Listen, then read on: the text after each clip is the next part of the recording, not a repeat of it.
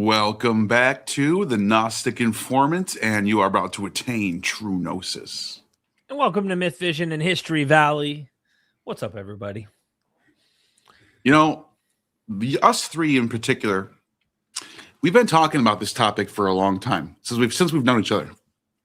Over 5 years now, I think. Mm-hmm. And it's the origins of Christianity. Now we all agree it's a Jewish sect. In the beginning, we're not we're not even debating. Well, maybe someone might want to debate that. Someone else might want to debate that. But us three all agree it came out of Judaism. But there are some nuances to discuss as of how Roman of a religion Christianity becomes, and even early on, how early does it become a Roman religion? How late does it become a Roman? Is it the 4th century? Is that when it becomes a Roman? That type of thing.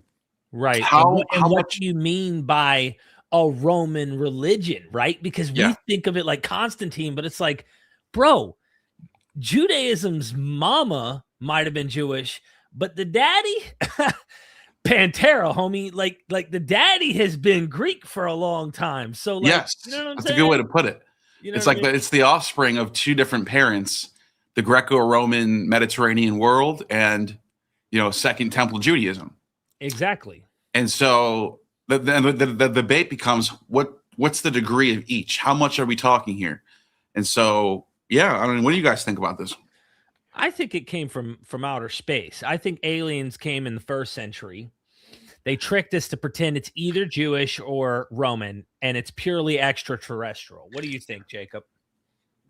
Sounds like we were reading the back of Ralph Ellis's book, The Grail Cipher. But anyway, that aside, I think the problem is, how do we tell how Roman it is? What do we mean by that? And that is the question. And the big issue is that it comes down to the text that we have. And we know we're missing stuff. Now, y'all know that I don't like talking about hypothetical documents that we don't have. Yet, it is also frustratingly true that we are missing stuff. And we don't exactly know what we are missing. As the late Jacob Neusner said, I'm paraphrasing what he said. But he said something to the effect of, we don't know what we don't have. Something like that. And he's right. And it comes down to what we have in Paul's letters, the Gospels. When do you date them? And that is debated when these texts came out. And you have a lot of differently scholarly opinions on this. Yeah, because really makes it right. If you're right, let's just all for the sake. I mean, here's what we should do today. No one should take any certain stance among us. Sure. We should just be throwing spaghetti out there and see what sticks. Just throwing ideas, because let's just say all the Gospels and Paul are like late 1st, early 2nd century or into the 2nd century, which I'm not saying that's the case. But if that were, your point is this would radically change how we might want to view what Christianity seems to be doing. Because if it is all that, it's likely already broken away from Judaism, and it's maybe a spin-off, but you wouldn't give it that organic Judaism kind of interpretation. Yeah. But that's why a lot of people think it's gradual. And we all just started, it's a Jewish sect, of course. But there's a freaking debate. I know scholars can't seem to agree on everything, but I mean, like you were about to interview Richard Horsley, which I hope you do. I can't wait. It's later this month, but yeah. Good.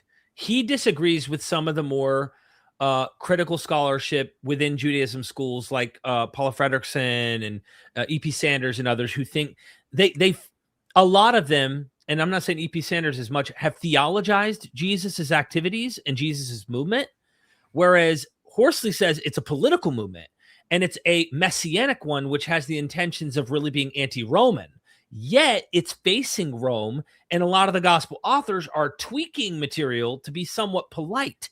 So this is why it's a mess. I mean, I think all three of us at one point even entertained at the very beginning of our channels the idea that it's all invented by, Vespasian, and it's pure, Romans invented the whole thing from the ground up. And then we got, more rigorous got more into critical scholarship, started studying, looking at primary sources, saw conflicting data that didn't match what we wanted it to say at the time. We were excited. We're early. We're, young with our careers on these channels.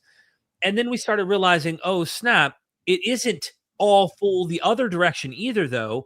There seems to be different texts doing different things with different intentions throughout the New Testament. Now, also to add in Philo, there already was, before Christianity, before Paul, in the first century BC and first century CE, Philo lived through in both. He lived at the cradle of both, right? You already have a Hellenized, Roman-friendly type of Judaism that allegorizes the Old Testament, that spiritualizes the law, says things like there's a greater. Philo says like there's a greater temple, greater than the one in Jerusalem, which is the one in heaven, which is the temple for all humans. He's already universalizing Judaism in his philosophy. And then the way he speaks about the gods throughout his writings, all throughout Philo's writings, he's constantly talking about the Greek and Roman gods in a positive light and using them to make his arguments, saying things like, in his letter to the embassy to Gaius, he's like, were you like Mercury, running across the world and giving your message, giving the good news to all the people? Were you like Dionysus, giving the gift of wine to humanity and bringing cheerfulness and gladness to the world like Bacchus does? And he's using Greco-Roman imagery to apply it through his Jewish lens. And then he's even bringing forth things like the Logos, the second God, the second two gods and two powers in heaven ideology that you find in Platonism. So you already have a very Gentile-friendly Roman, Platonist, Pythagorean, whatever you want to call it, type of Judaism floating around in Philo's time. So that brings us back to like, is it just Judaism? Is it just a Jewish religion? You can even make that argument based on Philo. You just say it's Jewish. He's so Hellenized. Judaism. He's so Hellenized that technically you would think it's Roman, but it's just a Jewish Roman thing. The problem with that, and maybe here, it's not even a problem. Maybe Jews did. I am convinced there's a lot of mimesis going on with the Greek works. So maybe Jews by that time were so thoroughly mixed in these ideas with the Greco-Roman world. Sure. But we cannot discount the fact that Gentiles are being incorporated into the movement quite early on. So it's like, why would we call something an exclusive one thing when Romans are now adopting it right out the gate? So I think very quickly when there's fractures between Judaism and Christianity, what eventually becomes this movement that follows a Jesus who is a dying Messiah, Jews weren't thumbs upping that progress. They're like, our Messiah wasn't really supposed to die, buddy. He was supposed to not die. Then when Romans are adopting it, which is perfect, a dying and rising God would fit right into a Greco-Roman world. You start to see some changes, and some scholars think like that's Horsley, like we brought up earlier. Others that say, hey, as you get this predominantly non-Jewish world adopting this religion, it changes. And then they reinterpret things too. So like very quickly, things that seem to be very Jewish in Paul's letters, according to people like Paul of Frederickson and others, get reinterpreted within a decade or two to mean something different. Like any movement, things change within a decade or two. The language changes, the interpretation changes, and that's Christianity in a nutshell. To me, it's like the perfect virus that knows how to adapt to every environment. It becomes Manichaeism when it hits the East. It becomes, Gnostic when it hits Alexandria. It becomes when it hits Rome, it's very Catholicism and very Roman religion. You pointed this out in documentary after documentary. You know what I mean? That's right from the Pauline playbook, basically telling in Corinthians, saying like, go ahead, go eat the meat sacrificed to idols. It doesn't do anything to you. Go and mingle with the pagans, bring them over to our side. And then even later on, and I'm really skipping ahead to early 6th century, 500s, where Pope Gregory writes a letter to the Pope, to the Bishop in London. I talk about this on my channel all the time, saying, "Don't destroy the pagan temples." We already did that. And it was a bad idea. We figured out it was a bad idea back in the 4th century. We did that, but let's not do that anymore. I have a better idea. Just convert it to churches. Just take their holy sites, sprinkle holy water into it, take the idol out, take the demon out. He says, put a cross in there, put some relics. Pepper it up with some relics, get some foreskins in there, get a few true crosses in there, and then make it a church. And that's what he does. And this is like Christianity. It was able to adopt and mold itself to the world around itself. Yeah. So Derek, you just made the debate winning point right here, is that it's everything. It adapts to the environment around itself. It's got this weird, what is it called? The when it gets a host. What's the animal called when it gets a host? Where it goes into your brain and it uses you as a host. What is that called again? Parasite. Parasite. It's like a very parasitic in that sense. That's how the Romans saw it. Remember, the Romans are writing about it, saying like, this is the worst. What did they use the word? Contagious? I don't remember what but it is. It's parasitic. Celsus even says like they want to live like the Jews. By the way, Celsus is the earliest thorough scholarly work on Christianity of all time. You can't say Josephus doesn't know shit about Christians. Tacitus doesn't know shit about Christians. Pliny the Younger doesn't know shit about Christians. They barely talk about them. Right. Celsus is the first scholarly written document about Christianity on record. And what does he say? He says, on one hand, they want to live like the Jews. They believe in Adam and Eve. They believe in the world's going to end. They believe in the kingdom of heaven. They believe in all this Jewish stuff. And on the other hand, they're like Mithras devotees, and they're like followers of all these other, like he compares them to the mystery religions. He's like, they're just like Mithras people. He you can even see in that document, he's not a fan of the Mithraic religion. He talks crap about them too. So he's like, they're just like these other idiots doing mystery religion stuff. So he's pointing out how diverse they are. Right. And then he says, they got Marcionites, they got Carpocratians, they got Marcellians, they got these people, but they're all unified by Christ's crucifixion. That's the only thing that unifies them, is the crucifixion. What do you think, Jacob? Well, what I want to say is, different Christian groups will either modify it, they can abridge a text like Marcion did with Luke, or they can expand on it, like the Manichaeans did with Thomas, because the Oxyrhynchus Papyri, and I am working on a separate paper on that, on Thomas, and I examined the Oxyrhynchus Papyri and the pseudo-Clementine recognitions, and what I'm going to be discussing is, regardless of when you date this first edition of Thomas, it did exist, and it's a much smaller text than our Coptic edition. This is not a hypothetical document, it's real. And our Coptic edition of Thomas is loaded with Manichaean parallels. It's all about how our bodies are imprisoned light. And you see this in Manichaean literature. You can look at the Coptic Gospel of Thomas and look at Manichaean text. And then you can make sense of what Cyril of Jerusalem said. Cyril says that Manichaeans wrote the Gospel of Thomas. He says that. And so when you compare the Coptic Thomas to Manichaean theology, it's all over it. So they changed it in order to fit their view. And if you read about Mani, their founder, Mani had a vision of the divine twin, Ptolemy, in Manichaean literature. That's what attracted them to modify that text. So they can change text. People change text to fit their theology. Absolutely. By the way, on Thomas, that Oxyrhynchus discovery, in my opinion, is greater than the Dead Sea Scrolls or the Nag Hammadi's discovery, and it's because of the list of texts they found in that dig. When you look at the Oxyrhynchus Papyri, you get like Theopompus, Thucydides, Euclid. So you get mathematics stuff, Theon. You get Plato, Euripides.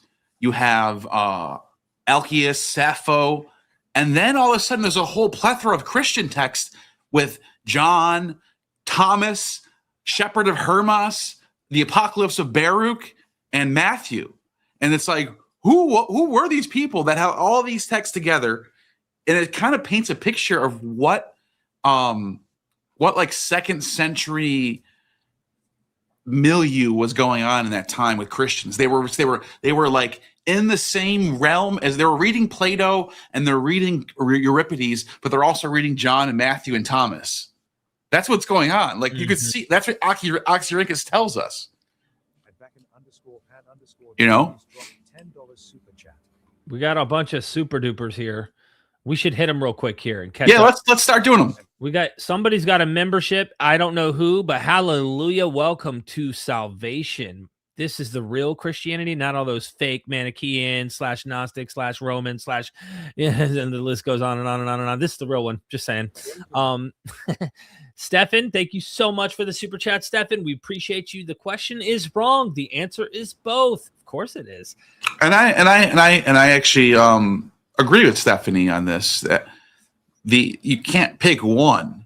It's not just one or the other. You can make the case that it came from Judaism. Mm-hmm. Obviously, we're all in agreement there. You can even say it's more Jewish than pagan, and I'll even agree with you there.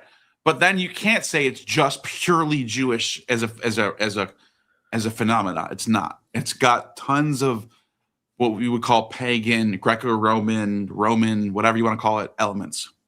Real quick comment on this. M. David Litwell's book, Jesus Deus, actually gets into this in the beginning of it to describe how the history of scholarship, Martin Hingel and others have identified that it used to be like, oh, if it's pagan, Jewish, it's like competition. Like, oh, pagan means Jewish lose. Oh, Jewish means pagan lose. And apologetics often, apologists today want to go that route of, oh, it's Jewish, therefore pagan lose. And it's not. It's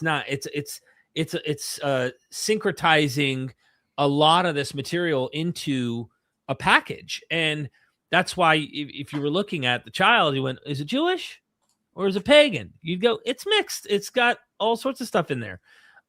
Stefan Byer, thank you so much again for another super chat. How do you feel about Talmud Nero versus Gospel Jesus? How does the Talmud treat Nero? In a positive way. Believe it or not. Interesting. It's a very strange. Obviously, Nero destroyed the temple. Obviously, it's got that aspect. Nero did? Yes.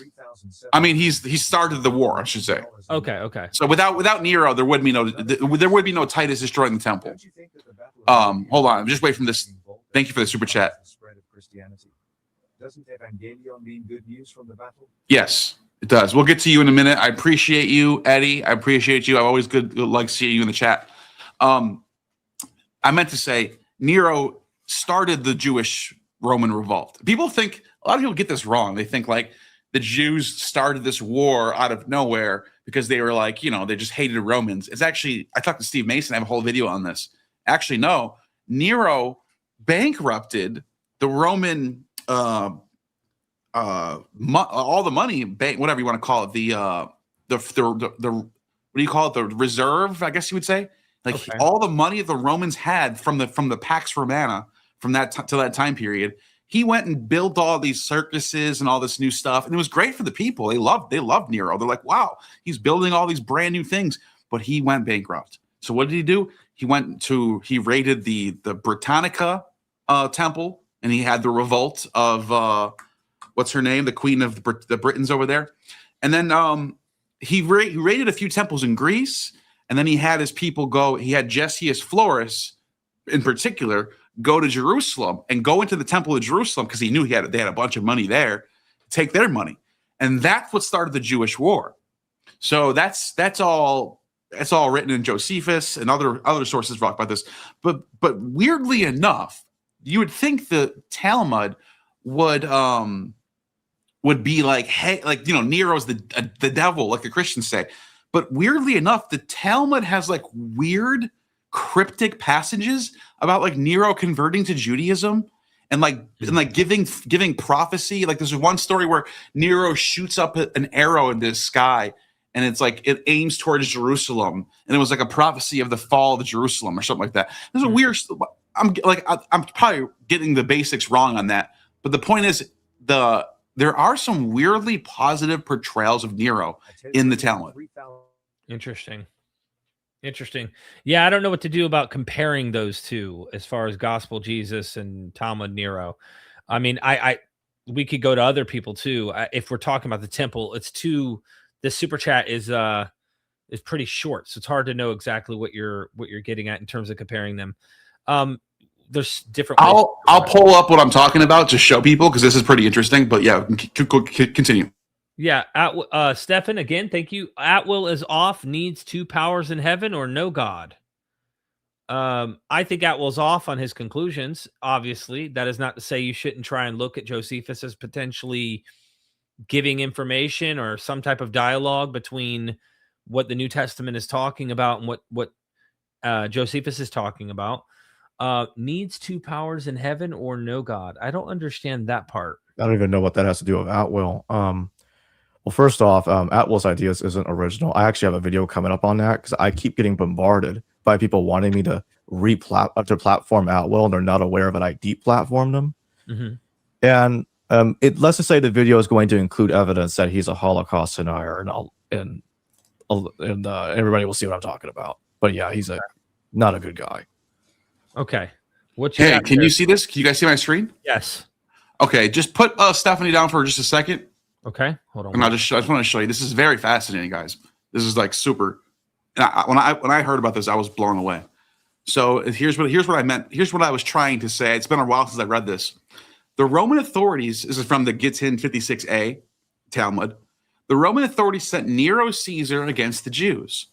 When he came to Jerusalem, he wished to test his fate. He shot an arrow to the east, and the arrow came and fell in Jerusalem. Then he shot an arrow to the west, it fell in Jerusalem. An arrow in all four directions, and they all fell against Jerusalem. Okay, so that's weird. What is that? What's going on here? Right. Nero then conducted another test. He said to a child, "Tell me a verse that you learned today." He said to him as follows: "I will lay my vengeance upon Edom by the hand of my people Israel." Ezekiel. Nero said, "The Holy One, blessed be he, wishes to destroy his temple. He wishes to wipe his hands with that man, with me. The Romans are associated with Edom, the descendants of Esau. If I continue on this mission, I will eventually be punished for having served as God's agent to bring about the destruction." So he fled to become a convert, Nero.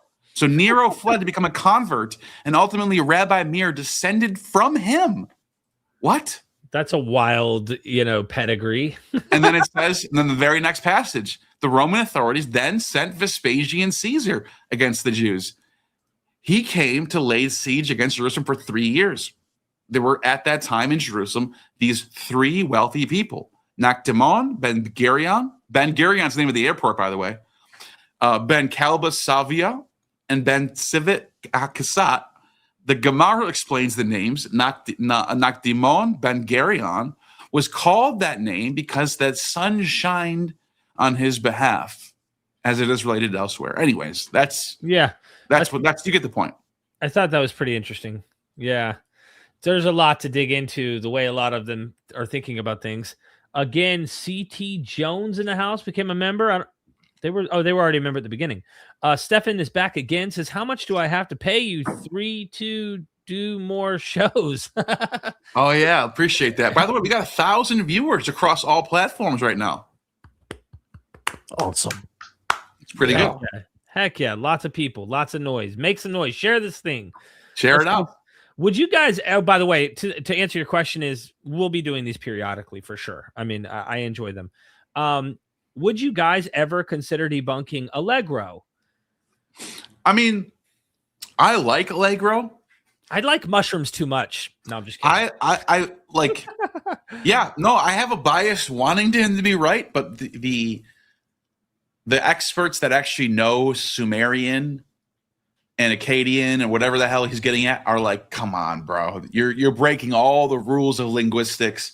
Like I know a little bit about Proto-Indo-European linguistics and how it's reconstructed. Yeah. There's rules that you have to apply.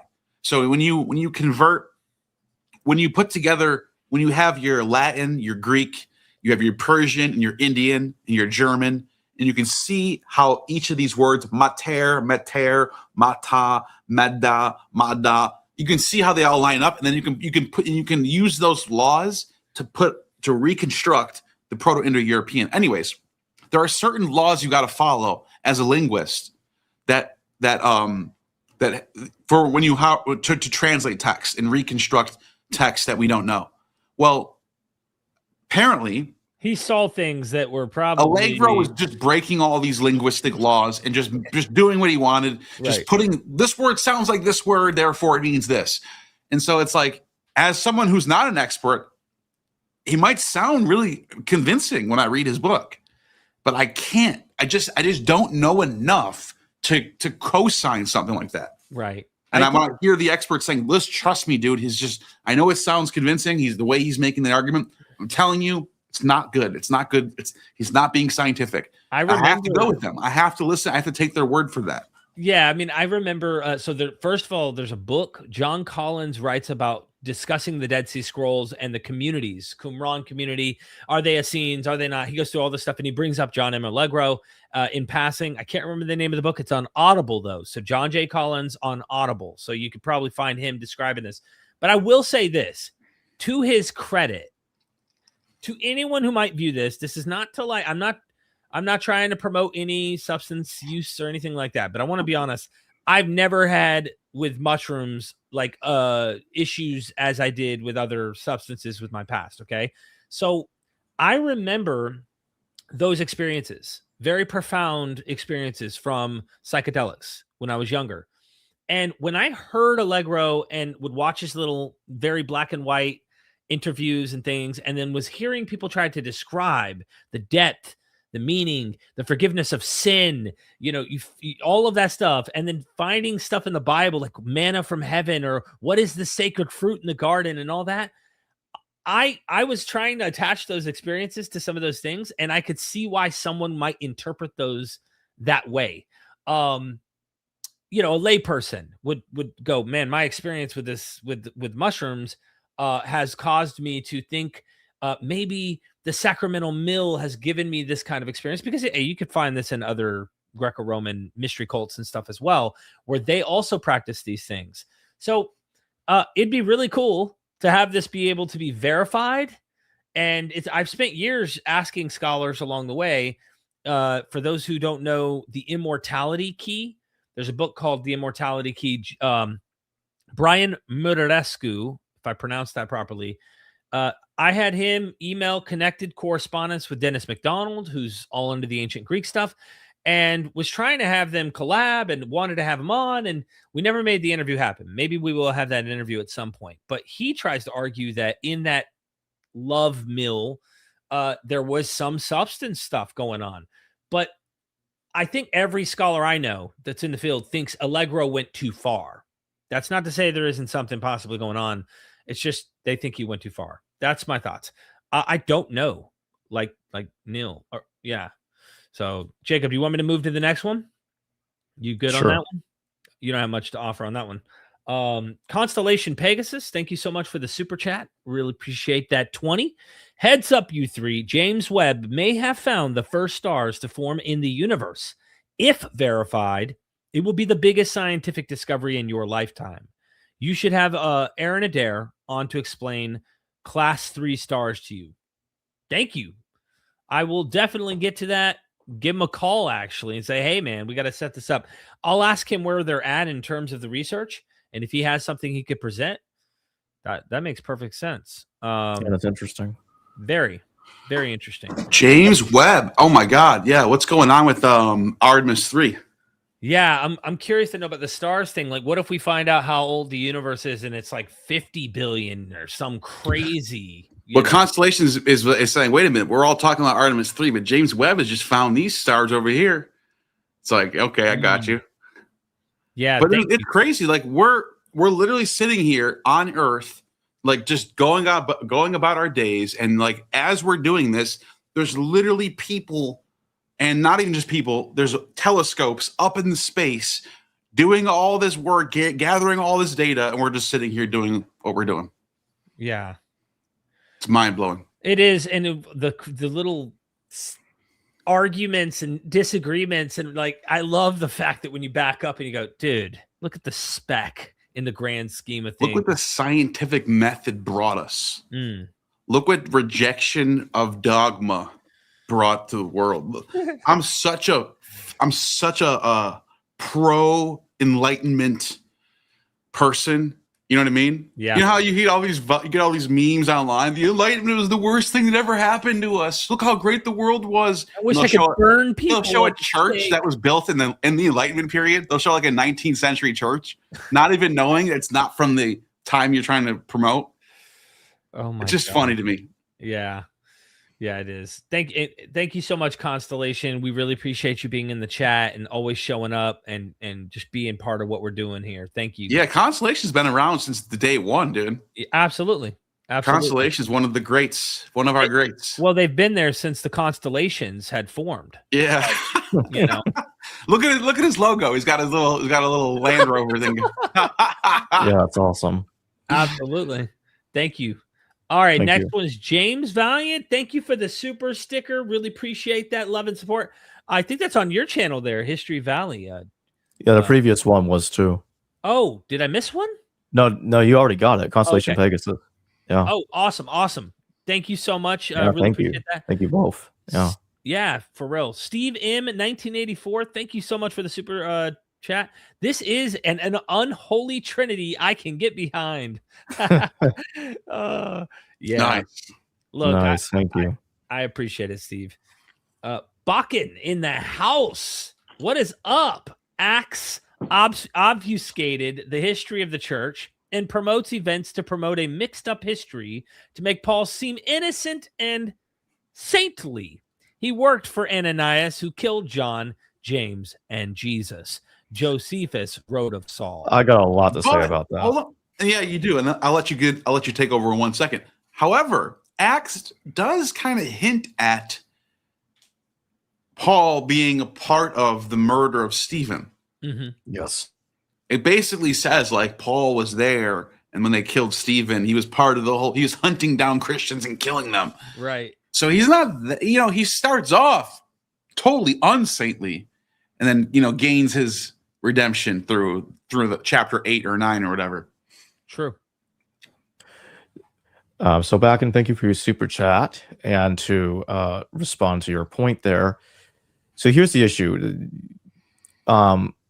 This is a conflation of multiple different accounts. That's what this is. I'm going to drop the super chat while you're explaining it. Bakken, we love you, but I don't want Neil's face to be blocked. It's all right. You can and our faces are both being blocked on the other format. Leave it up. Okay, go ahead then. You're fine. Go ahead. Okay, that's fine. Anyway, I was saying this is a conflation of multiple accounts because Josephus never tells us that Solos, that's the one he's talking about, is Paul. Robert Eisenman claims that's Paul. I don't think he's Paul, but I think later Christian documents, even the canonical texts, but especially after, are conflating the individuals. There's no reason to think that they really were originally the same person. We have no evidence that Paul worked for Ananias. In fact, the pseudo-Clementine recognitions claims that the original Paul worked for Caiaphas, not Ananias. It wasn't until Origen of Alexandria in the 3rd century. Literally, it's not until the 1st century CE that Christians started claiming that James, the brother of Jesus, and Josephus is the same one in the New Testament. Christians before that never identified that James with the biblical James. That was a later interpretation by Origen. Nobody talked about the James passage until Origen. I'm not claiming the James passage is unauthentic. I actually think it's authentic. But earlier Christians I don't think they thought that was James. And it wasn't until Origen that the identification of the two became more widespread. I think some of them did think that, but more of them did not. And the thing is, Origen would have an interest in claiming that the James and Josephus is our James, because then what you can do is you can blame it all on Ananias, and Paul's responsibility is obfuscated. It's removed from the equation.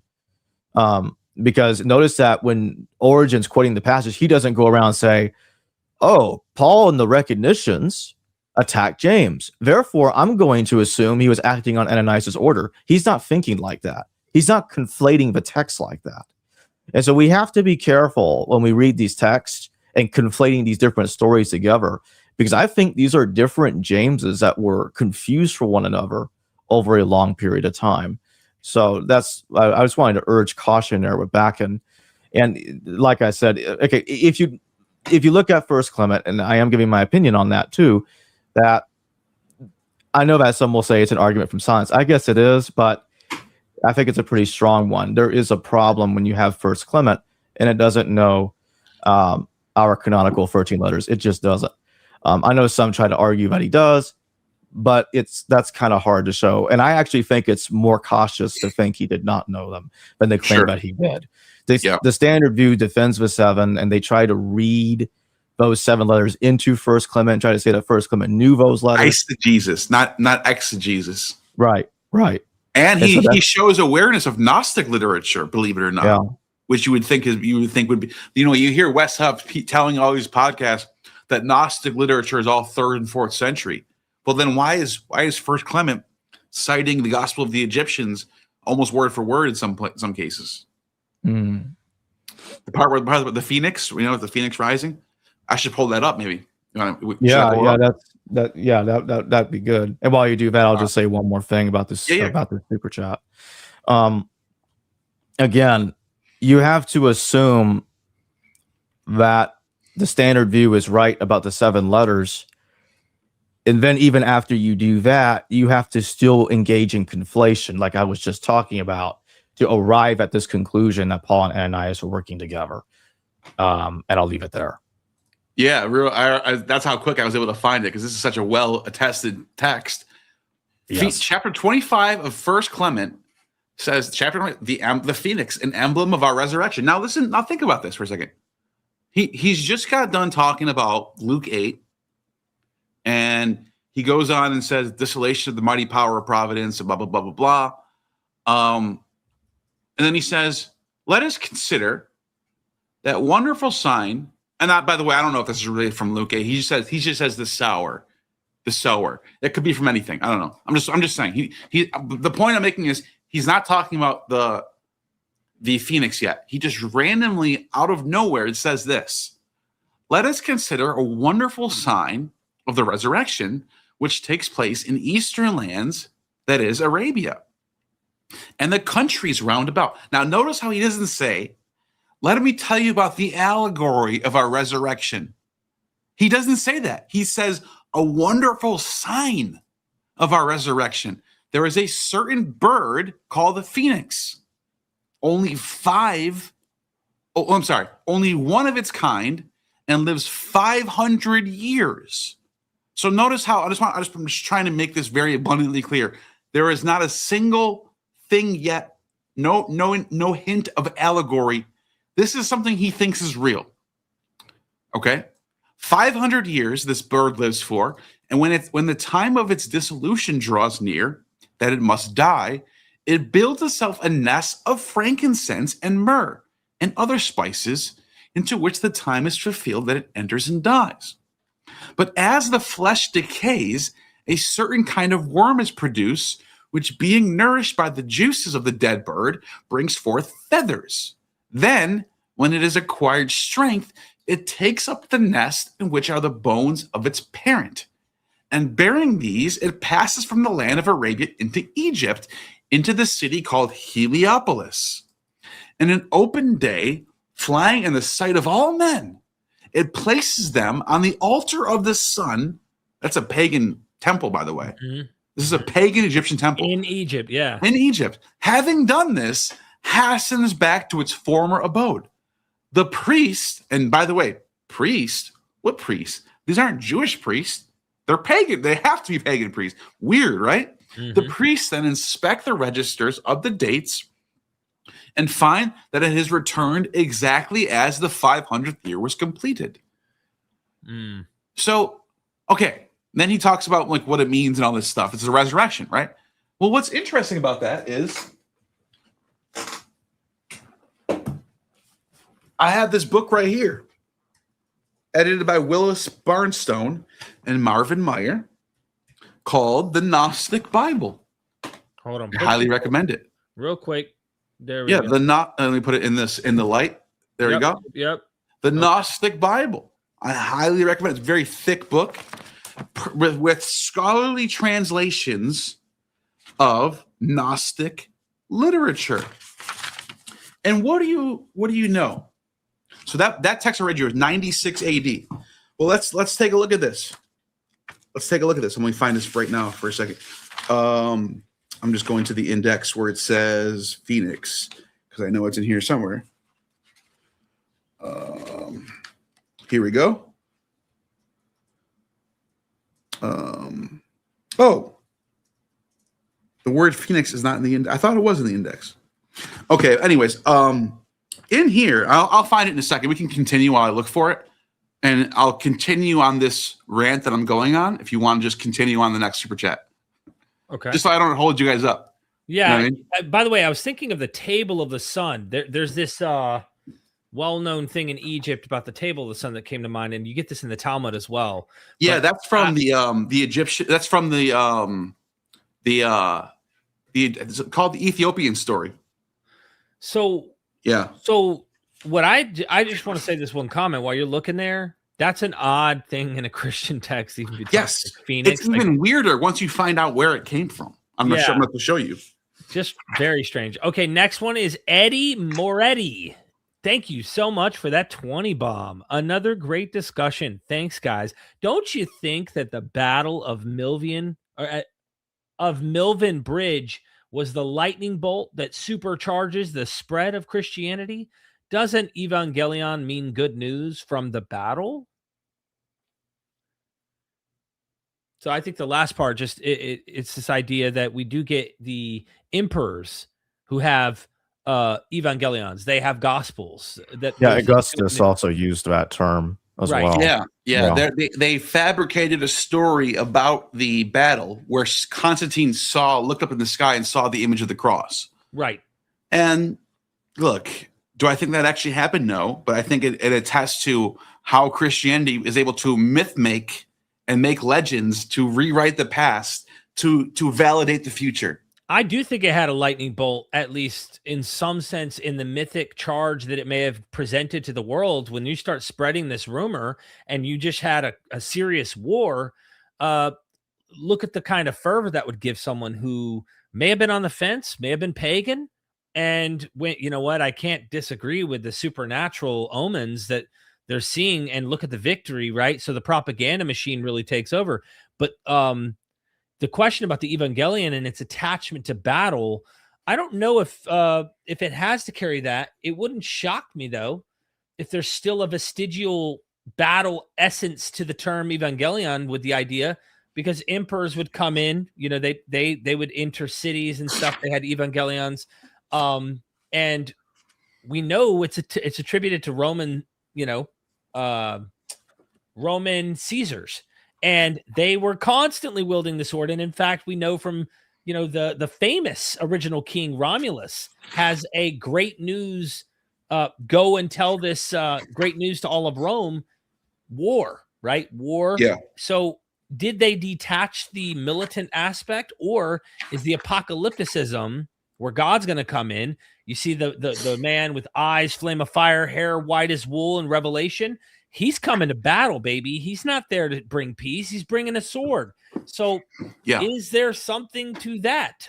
Yeah. Okay. So real quick, remember I just mentioned, just to drop this down real quick, I just wanted to make sure we connect. Yeah. I mentioned how the Phoenix is completely described, not allegorically or as some sort of legend or myth. He thinks this is actually going on in Clement.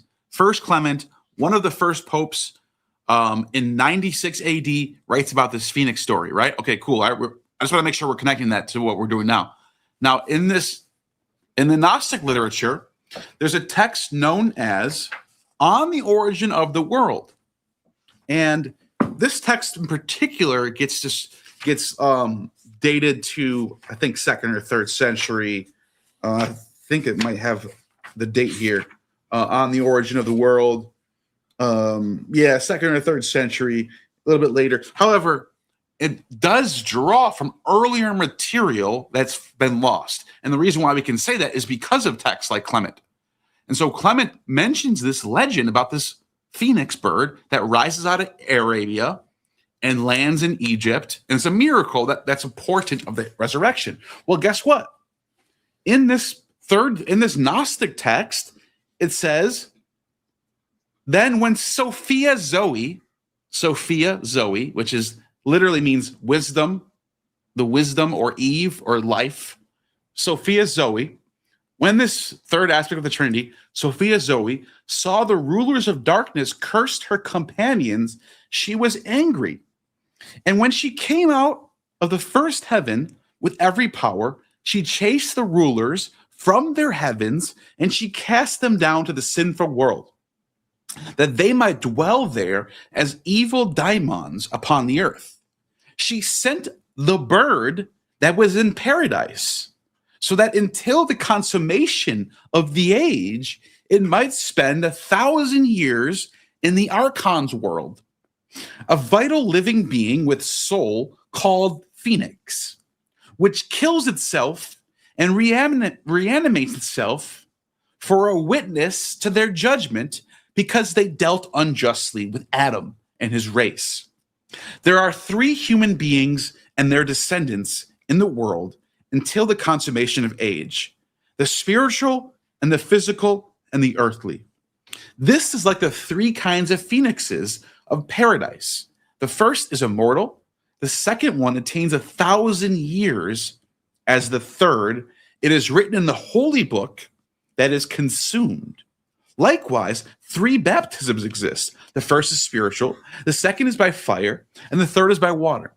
Just as the phoenix appears as a witness for the angels, so too the water serpents in Egypt have become witnesses for those who go down for the baptism of a true person. The 2 bowls in Egypt, by the way, that's Apis and Menavis. We're getting into some pagan shit here. Insofar as they indicate the sun and the moon as a mystery exists to witness for Sabaoth, that Sophia of the world has been exalted above the sun and the moon from the day when she created them and sealed for her heaven until the consummation of the age. And the worm, here we go, the worm. This is literally what Clement says. And the worm that is brought forth from the phoenix is also a human being. It is written of it that the just will sprout like the phoenix. So he's citing something here. We don't know what it is. The phoenix first appears alive, and it dies, and it rises again as a sign of what appears at the consummation of the age. These great signs appeared only in Egypt, not in other lands, signifying that it is the paradise of God. Hold on. So you're going to tell me it didn't appear in Jerusalem? What the hell's going on here, bro? It's in Egypt and Arabia. And by the way, the point I'm trying to really get across to you guys is the earlier you go, First Clement, one of the earliest Christian texts we know, the more Gnostic it gets. The more Gnostic friendly it gets, the more heretic friendly it gets. If you take the first 7 letters of Paul and get rid of the other 5 for, Timothy and all that other stuff, Titus, you just throw that away for a second, pretend it doesn't even exist. You just take those 7 letters of Paul, you start to go, wait a minute. The idea of gnosis and speaking in tongues and all this Gnostic shit is actually what Paul is getting at. So yeah, I think there's something. I think, bro, don't drink the worm. Don't drink the worm. Don't consume the worm. Jacob, where did we leave off? I know we got Eddie. I know we got Bakken. Okay, we're at Taylor now. Yeah, I cut somebody off though, so we got to make sure we don't lose. We did. No, we got the Milvan Bridge. We did this one. We did. We got that one. We got Evangelion. We got okay. Making sure, Eddie. Yes, thank Eddie. you for the super chat. Appreciate you, buddy. Good seeing you. Thank you. Thank you. We got Taylor here. Taylor in the house. Thank you, Taylor. You rock. Where do you think Marcion emerged from? A small Christian sect? Did he get his takes on his own? Possibly a group within early Christianity that was lost? Ready for this? Let me start this one off. Marcion, I actually have a... Okay, what do I want to say here? According to Orthodoxy, Marcion's father was Philologus and was one of the 70 disciples who actually met Jesus. Marcion's father. Now, if that's true, that changes everything we know about Christianity, because then we're talking about the son of one of the 70 disciples who has the 7 authentic letters of Paul and Luke and Acts in his possession, who makes the first New Testament. Sounds like bullshit. And he's also a Gnostic or whatever you want to call it. He's got different ideas about the gods and all this stuff. So that changes everything. The question is this accurate? Do we have evidence? Right. I think it's BS. I think it's BS, bro. It might be BS. Yeah. I think they're all making up stuff in this. You know what I'm saying? Like, but it is interesting though. Why would the Orthodoxy want to give him that pedigree? What's the point of that? It makes no sense. This is what makes me want to talk. This is what makes me talk about this as much as I do. I think it should be at least on the table. Well, here's the other thing. I know that there's a text. I think it was Epiphanius that claims that Marcion was the son of a bishop, but he doesn't specify who that is. Now he says where it is, though. He says the location. Yeah, Pontus. Sinope. Yeah. Which would have been, if you just do the math and find out the time period, it would have been Philologus. Well, here's the interesting thing. That's all you got. It's not that. That's basic. That's just basic. I got a different take on that. I think if this is right, I think this is even worse. The anti-Marcionite prologue of John, which is chaotically dated, I buy the 2nd century dating for it. The anti-Marcionite prologue of John discredits the Gospel of John massively. By the way, when it says this is why I don't think this is made up, because it's very embarrassing for the author of the Gospel of John. Because the text says that Marcion's heresy originated from John's Gospel, that Marcion got a lot of his ideas from reading off of John's Gospel. And you see similar ideas to the way Marcion thinks in his antithesis in John chapter 8, but especially in verse 44. But in it, John finds out about what Marcion is doing, what he's spreading. And John takes this, seems to take this as a perversion of what he taught. And he expelled Marcion from the Church of Pontus. This is chronologically before the larger expulsion under Pius I, the Bishop of Rome in 144 CE. If you take that together with the claim that Marcion was the son of a bishop, since the implication here is that John is a bishop, then how about John was the guy they were talking about? And the interesting thing is you have a much later text. I grant this text is far later, but I believe Agapius in the 10th century, who is not entirely reliable for other reasons, but there's this, I think he said, if I remember correctly, that Marcion's own father expelled him from the church. We're told that somewhere.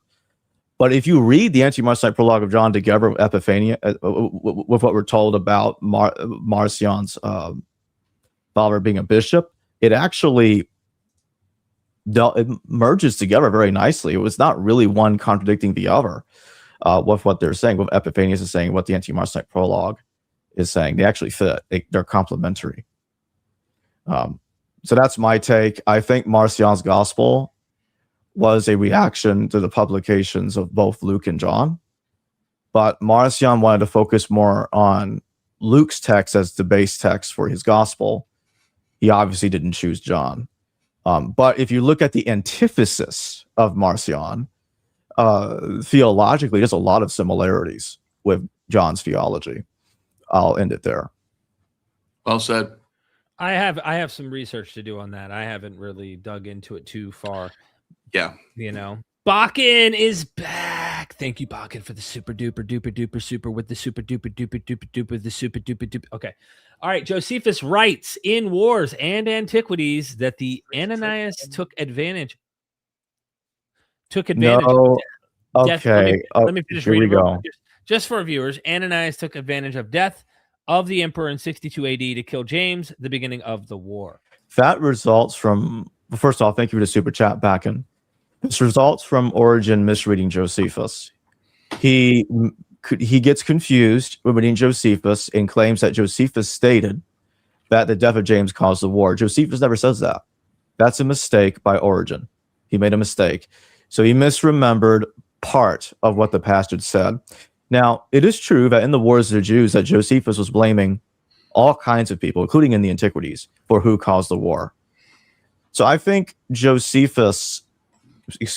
Origen, misremembered who Josephus was blaming who for causing the war. As sometimes he blames Justice of Tiberius, even Judas the Galilean, indirectly in a sense, for causing the war. He blames all kinds of people for causing the war, okay? He's all over the map on this. So I think Origen kind of lost track there, and he probably confused another text. Some claim he confused Hegesippus with Josephus, but regardless of how you look at it, Origen misremembered Josephus.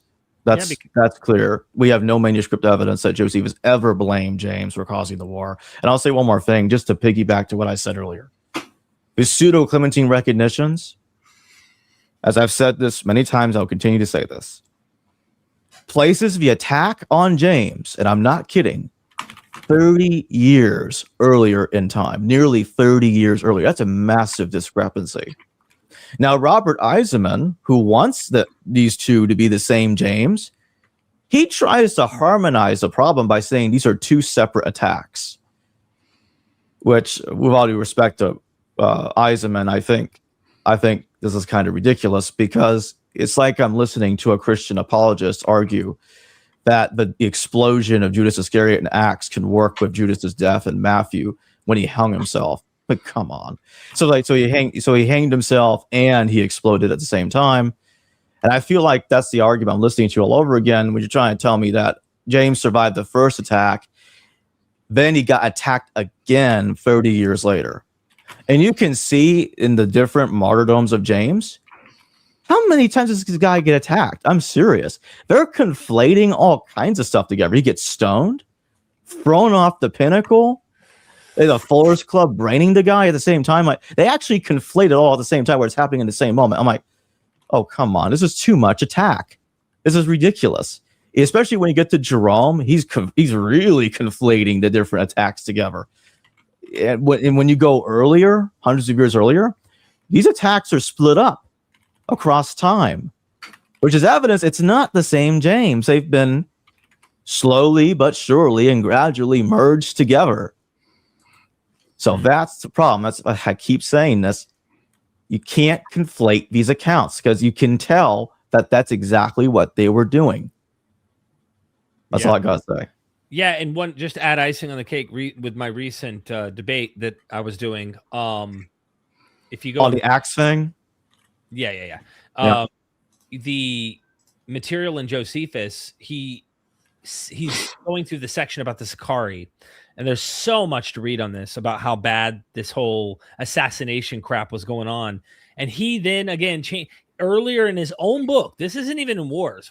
He has different thoughts, but in Antiquities, he starts blaming several separate events to say, oh, that's the reason. No. You know why God was done with the temple? Those damn Sicarii. Oh, no. It was the Judas the Galilean. Oh, no. It was, and there's so many different people who. Wow. Sorry, I couldn't believe it. $49.99. Yeah, you can't just let that just sit there. Yeah, thank you very much for that. You gotta just stop what you're doing. Whenever there's a $49.99 super chat, you gotta just be like, I agree. You got our attention. Praise the Lord. Praise to Torah. You skipped the line. You skipped the line. What do you? All right. I'm sorry, Daryl. Can I go back to what you were saying? Finish that off? No. That was it. That's all I had.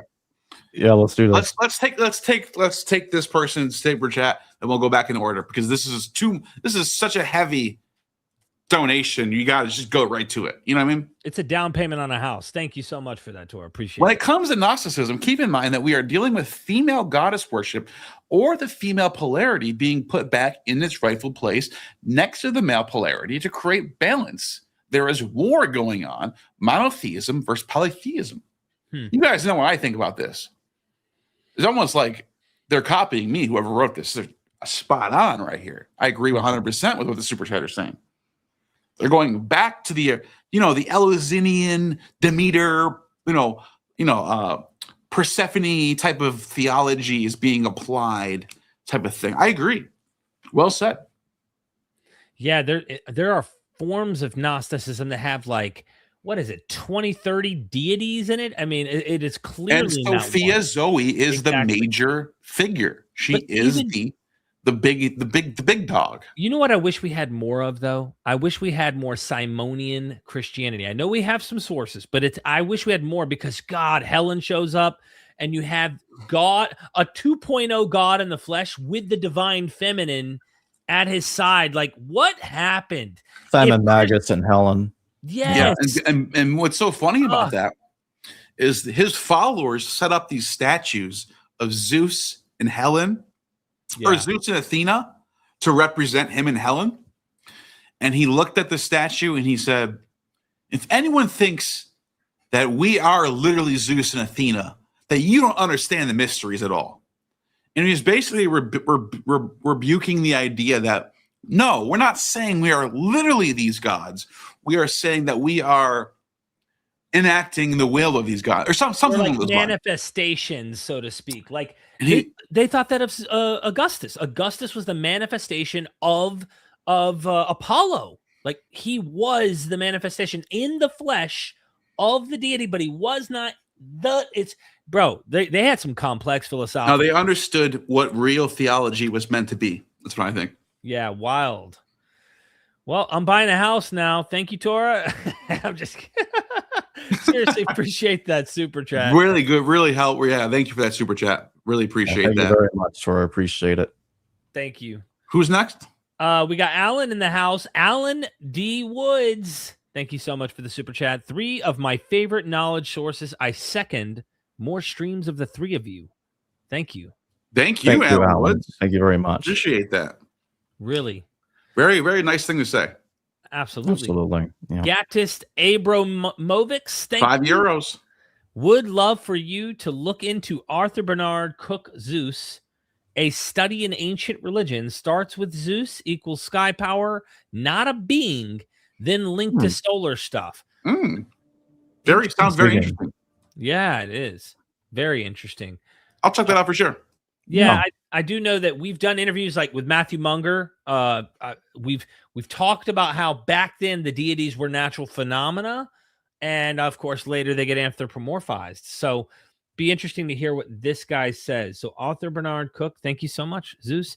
Really appreciate that super chat. Lenny Memory, thank you for the super chat. Did the Romans have their own eschatology to map onto the Jewish ideas of the end of time? Yes.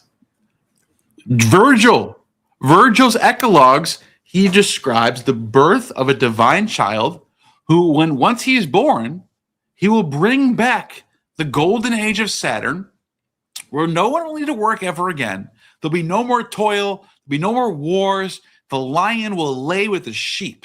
The lion won't even need to hunger for sheep because it'll have all his food.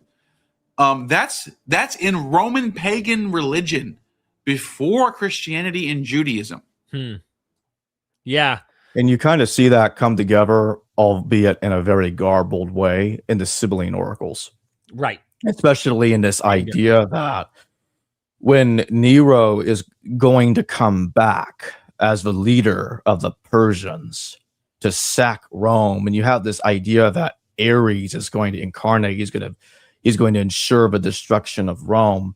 So it's kind of interesting how that goes together and how that's being plugged into a Jewish Christian stream of stuff that has quasi parallels to Revelation in these Sibylline Oracles was developed over a long period of time. Yeah, absolutely, Jacob. You're absolutely right. The Sibylline Oracles is the bridge between paganism and Judaism. I mean, you can see, you look at the Sibylline Oracles, the farther back you go, the more pagan it gets, where you get the original lost fragments of the Sibyl, which is purely pagan, purely Apollonian, purely prophecy for pagan stuff. And then all of a sudden in Alexandria, around 200, around like 100, 200, 100 BC, you start to get a Judaized version where all of a sudden it starts talking about Noah, it starts talking about Adam and Eve, it starts mentioning things that happen in the Old Testament. And there's an introduction in the Sibylline Oracles of Jewish ideas. And the Great Flood is mentioned and all this stuff. And then after late first, second century, when you start reading the Sibylline Oracles, what happens? You start getting Christian idea. You start getting the birth of Christ under the reign of Augustus.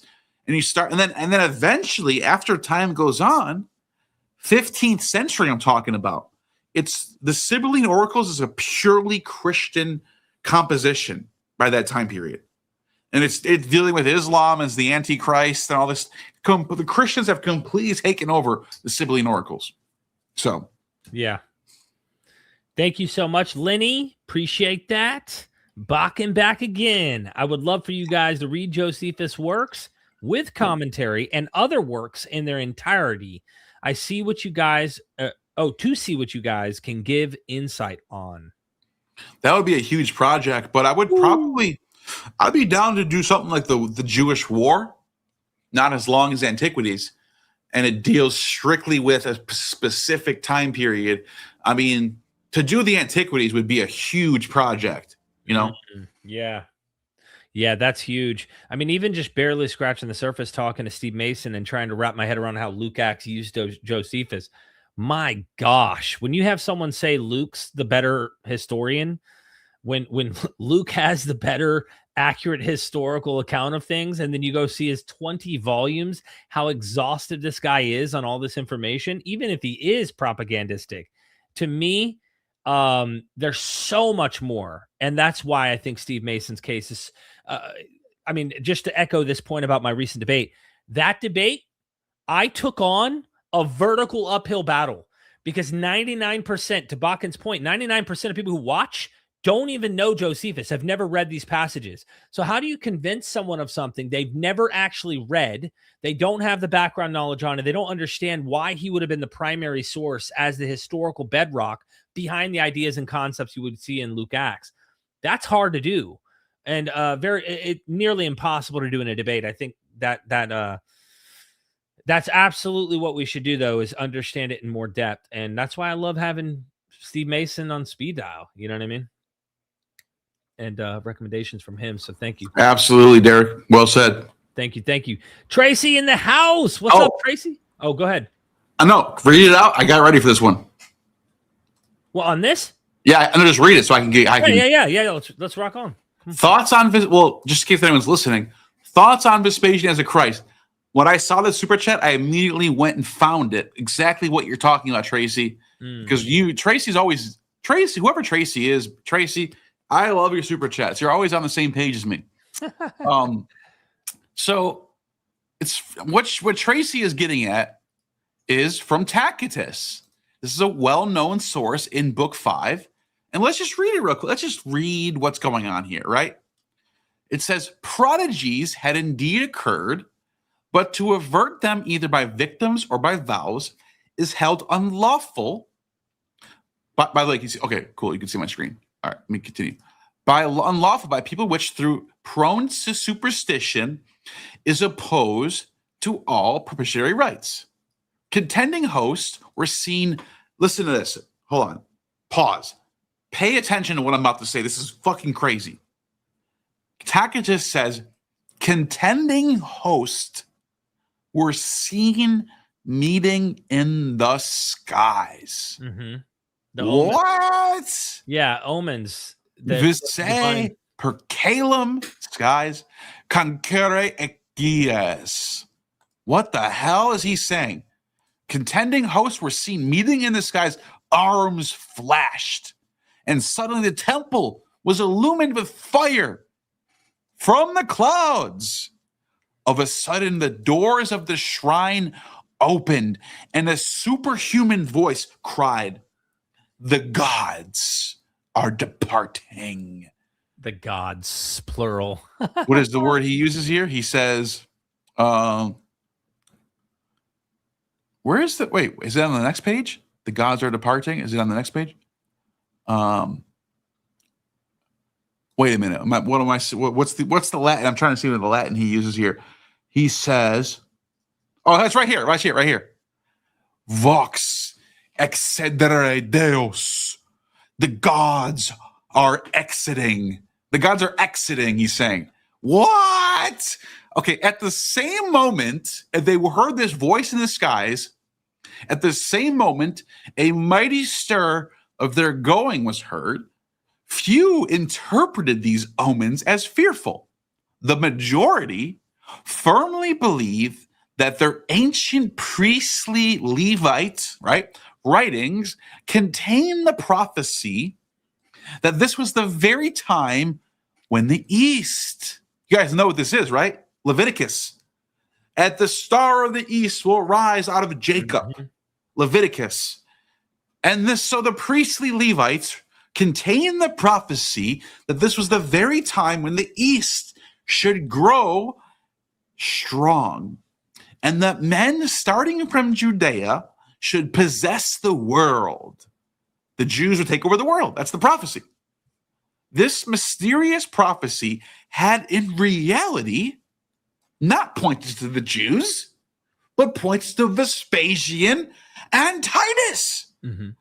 The common people, as the way of human ambition, interpreted these great destinies in their own favor and could not be turned to the truth, even by adversity. That's pretty much Josephus echoed the same thing. Yeah, huh? Josephus. Yeah, yes, Derek. Josephus did echo a similar thing. Yeah. I know there's a dispute. I know some will argue that Josephus he's not super specific on Vespasian being viewed as the Messiah, but what he does clearly state is that Vespasian is the one who was foretold to come. That's talked about somewhere in the Old Testament. So he said that the oracles had prophesied that Vespasian would come. And so he does use, at the very least, messianic language with Vespasian. And you can interpret it as him saying that I talked with Tom Schmidt, T.C. Schmidt, about this. And when I first spoke to him about it, he said he never heard of the idea before, and he was quite amazed by it, to a point that he might even cite me. And the point that I made to him is the Christ. You notice in the testimonium, Josephus said, "In Christu was Christ, not estin Christu, not is the Christ." So he's not saying present tense; he's saying in the past tense he was the Christ, which I think was something that would have irritated Origen of Alexandria, which he was irritated because Josephus did not believe that Jesus is the Christ in the present tense.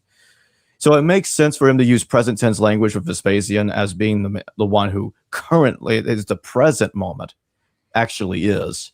So that's the point that I made there. And I think that the way Josephus talks about Titus's Roman soldiers, like, oh, I saw them running in the clouds. Now, I'm not saying he is the Son of Man. Okay, so I don't want to be misunderstood here. I'm not claiming this. But the way Titus is described by Josephus, it's like the Son of Man and Daniel. Fair point. It's like that. You're actually, look, there's nothing wrong with what you're doing here. You're pulling up primary sources from Josephus, from Tacitus, and you're going, there really are primary sources that suggest that people thought that these messianic prophecies were applied to Vespasian and his son. There's nothing wrong with that. Well, Josephus specifically says that my countrymen believed that the prophecy was supposed to apply to one of our own kindred. However, he then applies it to Vespasian. But the one cool thing I get out of this, and we should move on because guess what? We got another 50 bomb. Oh, wow. I just want to mention, Livy reported in 218 BCE, before the Second Punic War, a phantom navy was seen shining in the sky over Rome. Plutarch describes citizens in the towns of Ameria and Tudor witnessing flaming spears and shields clashing in the heavens in 104 BCE. Pliny the Elder recorded the same event, but added that people heard the noise of armies and trumpets in the sky. There's all sorts of omens and stuff like this with wars in the heavens. So it seems to be a well-known, I would say, propagandistic / fearful phenomena that comes around war times that literary authors, maybe even the people, believe they see things and omens and all that kind of stuff. So anyway, we can't leave the constellation hanging. Constellation, Pegasus. I mean, Oh my come God. Thank you for another bro. massive super chat, Constellation. Remember, I love get it. I Aaron love and it. Dare on So do about I. the last 3 stars. I have a family member who was a mathematician with NASA who worked on Project Apollo, retired now, of course. Wow. I want Adair's update on Webb. We got you. We got you. We got to make that happen. Have Get to. Aaron Adair on about class. Yeah, you know what? It's been a while since I had Aaron on, and I like Aaron. We had that one video where we clashed. I've got about mythicism, but Aaron is a good friend of mine, and we can have. People didn't understand how that. People thought that was like a seriously like fight or something. It was just 2 people disagreeing. Like, can't the internet see 2 people disagree about something and even get heated? Who cares? We can get heated about something. Doesn't mean after the conversation is over with we hate each other or something. Or no. And I thought it was a good conversation. People thought it was like a heated conversation. I thought the opposite. Anyways, Aaron is a science guy, so I definitely want to talk to him about what's going on. I think you're right. I think we should reach out to the scientific world and have more content. Have more content based on science than just theology. Absolutely. Constellation. Especially when Constellation's dictating what we should do. I mean, if he's dropping 50 bombs on us, I'm listening. I'm listening too. I'm listening all day. You got my attention. Evangelium, thank you for the super chat. What do you guys think of the thesis that the Roman Empire still exists today via Orthodox, Catholic, and loosely Protestant Christianity, Vatican-based? My bad. I didn't mean to click on that. I just saw that one. Go ahead. What do you think about the thesis that the Roman Empire still exists? Look, It's vestigial. This is so funny. This is so funny that Evangelium asked this question because recently I was sort of reading up on the early medieval period, and I was reading about the Franks, and how they rose up from the ashes of the Western Roman Empire amidst the Gothic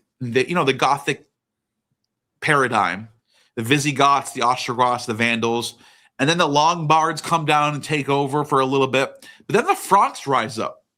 And what the Franks do is they talk about themselves as Romans. They don't talk about themselves as Franks, as something different. They literally use the same titles and the same offices that you would find in Latin Roman Empire lingo. So the Franks start to call themselves Romans, and they call themselves emperors. And you get people like Charlemagne, who says he's the emperor of the Romans.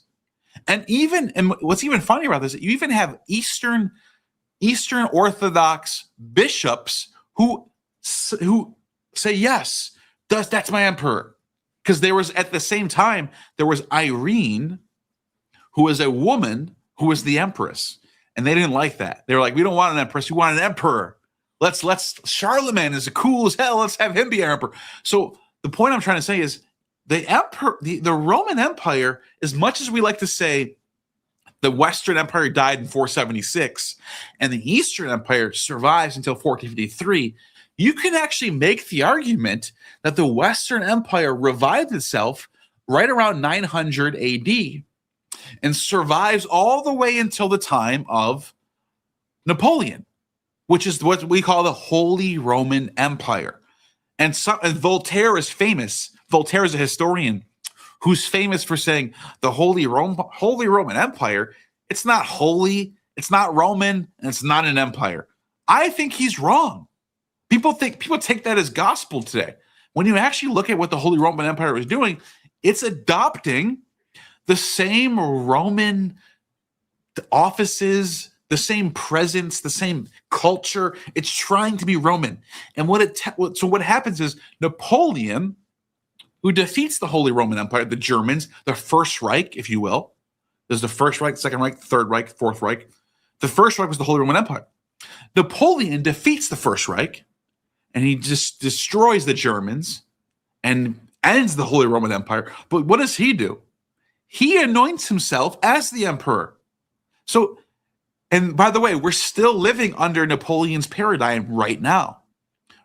Constitutional republics, democratic, this sort of liberal world that we're under right now, that's Napoleon, Thomas Jefferson, George Washington, late 1700s, early 1800s. We're under that paradigm right now. And Napoleon thought of himself as the Roman emperor, maybe the last Roman emperor. So the point I'm trying to make is we are the sons, we are the daughters, we are the children of the Roman Empire in the West. I truly think that's a valid thing to say. Thank you so much, Evangelion. Appreciate that. We got GJW Pang. Thoughts on Paulus of Tyre, Acts of the Pagan Martyrs, being the original author of the genuine Pauline epistles? Seems likely with a later dating. I have never heard of. I haven't read this. Paulus of Tyre. That I don't know about that. No, that doesn't make any sense to me. Yeah, I mean, no. You read this one, Jacob? It sounds vaguely familiar. I don't want to say too much about it. 4th century at that time. But what I'll say is this is like somebody saying that Paul is Josephus nonsense. And I was just it's worse than that. No offense. It does sound worse. I appreciate the Canadian super chat. Look, I mean this with no offense, here. But we're talking 4th century when Paulinus of Tyre lived, and we already have citations of Paul's epistles in 2nd century sources.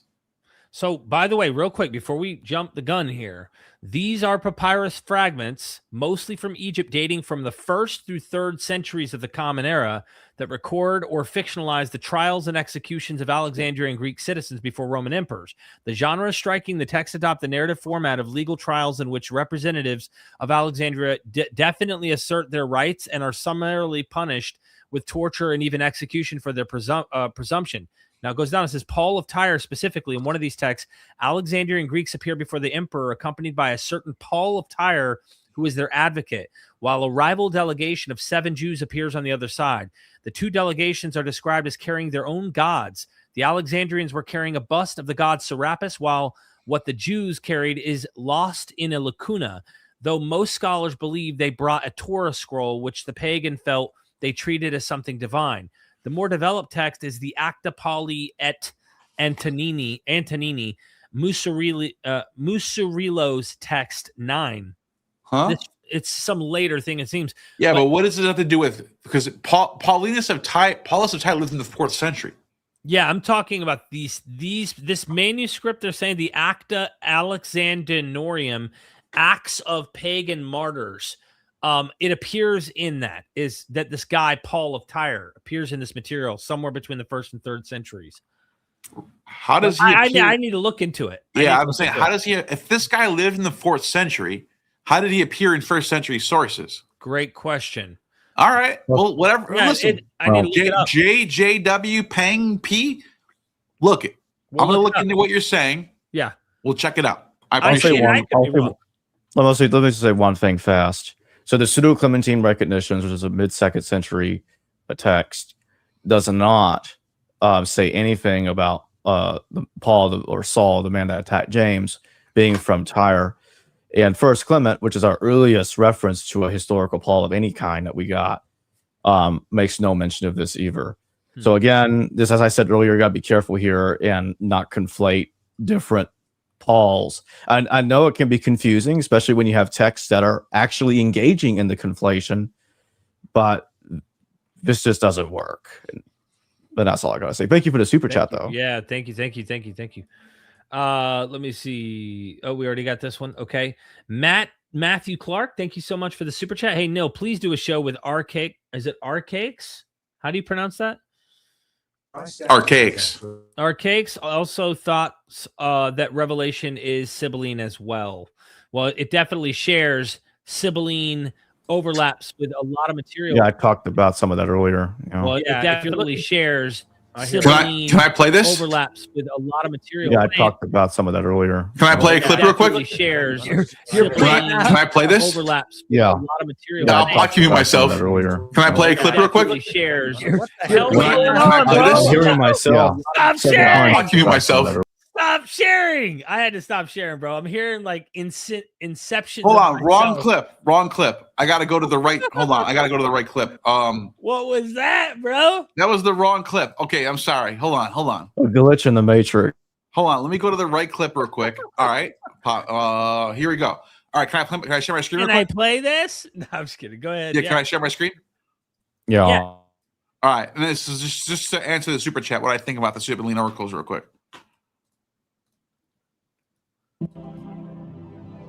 No echo. The Sibylline Oracles, texts written in hexameter prose, are a wide-ranging phenomenon my video first that is 300 said years of to Christianity. stretch back to the Oracle of Delphi and spread throughout the Hellenistic world into Asia Minor, Mesopotamia, Judea, North Africa, and Italy. The Sibyl was at first depicted as an aged woman with the gift of prophecy, and that there were 12 of them: the Persian Sibyl, the Libyan Sibyl, Delphic Sibyl, Cimmerian, Erythraean, Samian, Cumaean, Hellespontine, Phrygian, Turbotine, Egyptian, and Chaldean Sibyl. Some lists replaced the Persian Sibyl with the Hebrew Sibyl. Legend had it that the Cumaean Sibyl, close to Rome, was 1,000 years old and had given her books to the 5th king of Rome, an Etruscan king named Tarquinius Priscus, grandson of Numa Populus, who succeeded Romulus.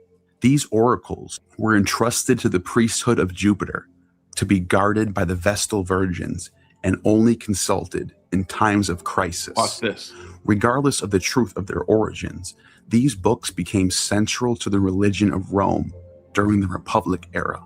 Like the prophets of the Old Testament, these sibyls predicted future catastrophic events and the demise of major cities by God. These texts were most likely used as a form of political propaganda to sway public opinion during times of war. Big deal. From the 3rd century BC to the 1st century, we see a mixture of Greek and Jewish themes present in these texts, specifically in Alexandria, Egypt, where a large Jewish and Greek population coexist. It is here in Alexandria where the collection of all 12 sibyls are gathered and put into one collection.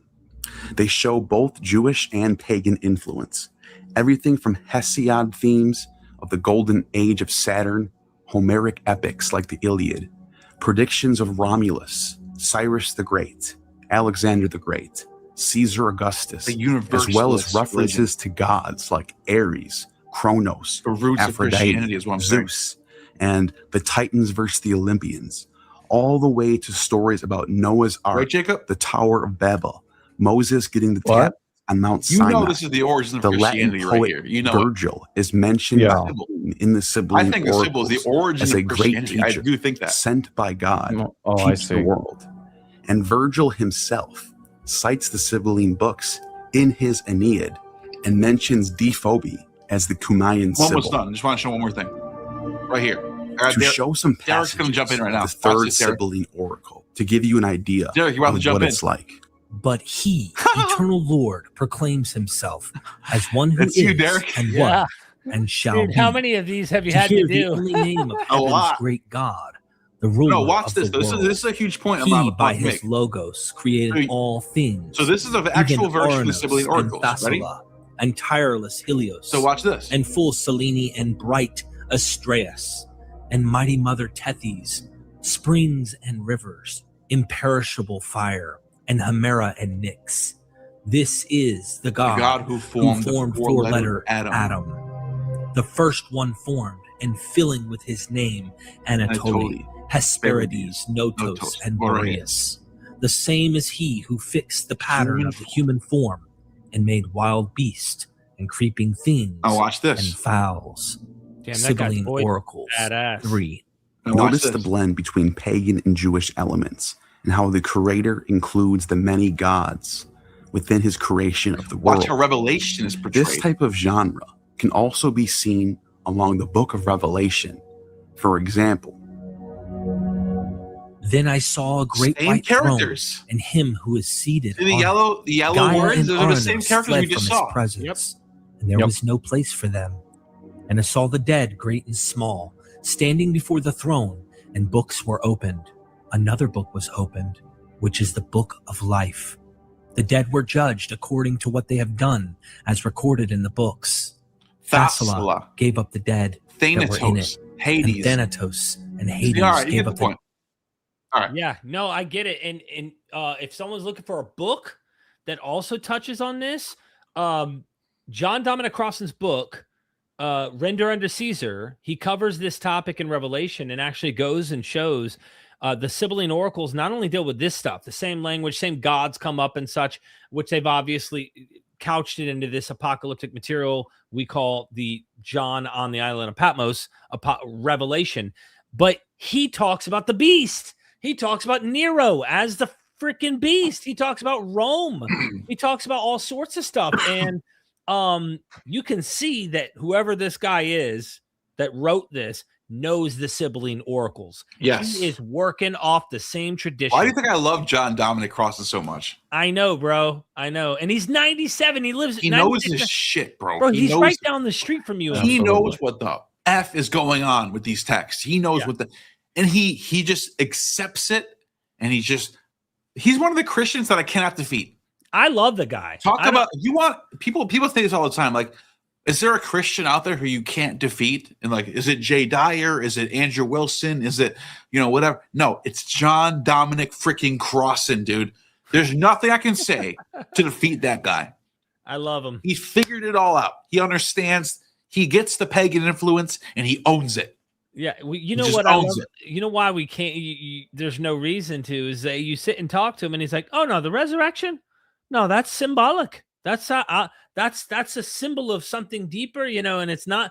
He goes, he plays by the rules of evolution. He always talks about that, but then he's like, but there's something more to it for him. And I don't knock that. You think I give a shit? I don't give a shit, dude. Like, he's too good, bro. Yeah, he knows his stuff, bro. By the way, you can't fuck with that guy. Can't fuck with that guy, bro. He's getting up there in age, and he has already wandered through all of the Roman world, the Greek world, the holy. He just wrote a book like a month, like a year ago. Well, he has 2-3 terabytes of footage and images of things that are in the archives, Vatican Library, all sorts of stuff. And I said, look, John, if you have to kick the bucket, as they say, I hope we can have access to seeing some of this stuff, because he has taken pictures of things you can't get on the internet. You can't find it. It's in-person photographs of stuff that haven't been disclosed. And I'd love to get access to that. Well, yeah, perfect. Well said. Anyway. All right. Here we are. By the way, real quick, we have 1,400 live viewers right now across all platforms. Listen, we got to do more of these, dude, between us three. Yeah. Yes. It'd be cool to have a fourth, but we don't have anybody that's immersed as us three have been with each other. I can't think of anybody. I don't know. Probably come up with something. We could come up with someone, but I'm just saying it's got to be someone really good, because right now this is the only three I can think of. We're vibing. We need to do these more often. Absolutely. 1,400 live viewers, and they're all dropping supers. They're all giving support.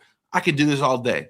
I could use some love on my side. I think I got one super out of the whole damn thing. Really? I'm not even paying attention to who's going where. Yeah, because we're cross-contaminated here. I think Jacob has the most right now. Jacob's winning, dude. Yeah. Jacob is winning, kicking our ass. Yeah, I had several big ones on my end. Jacob's getting rich off this. Good on you. No, but Jacob. Seriously, regardless of who's getting what, This has been fun. Absolutely. And I'm just looking at the top number. I'm not looking at who's making what. I'm looking at the top number. 1,400 people watching this right now. 1,500 people. Share this out. That's all I care about right now, or that's else what's important. Nero's coming back, and he's destroying us if you don't share this right now. And as you said that, I just got one. Same here. Who did I get? Back in Pan Dionysus in the house. My friend, I love you.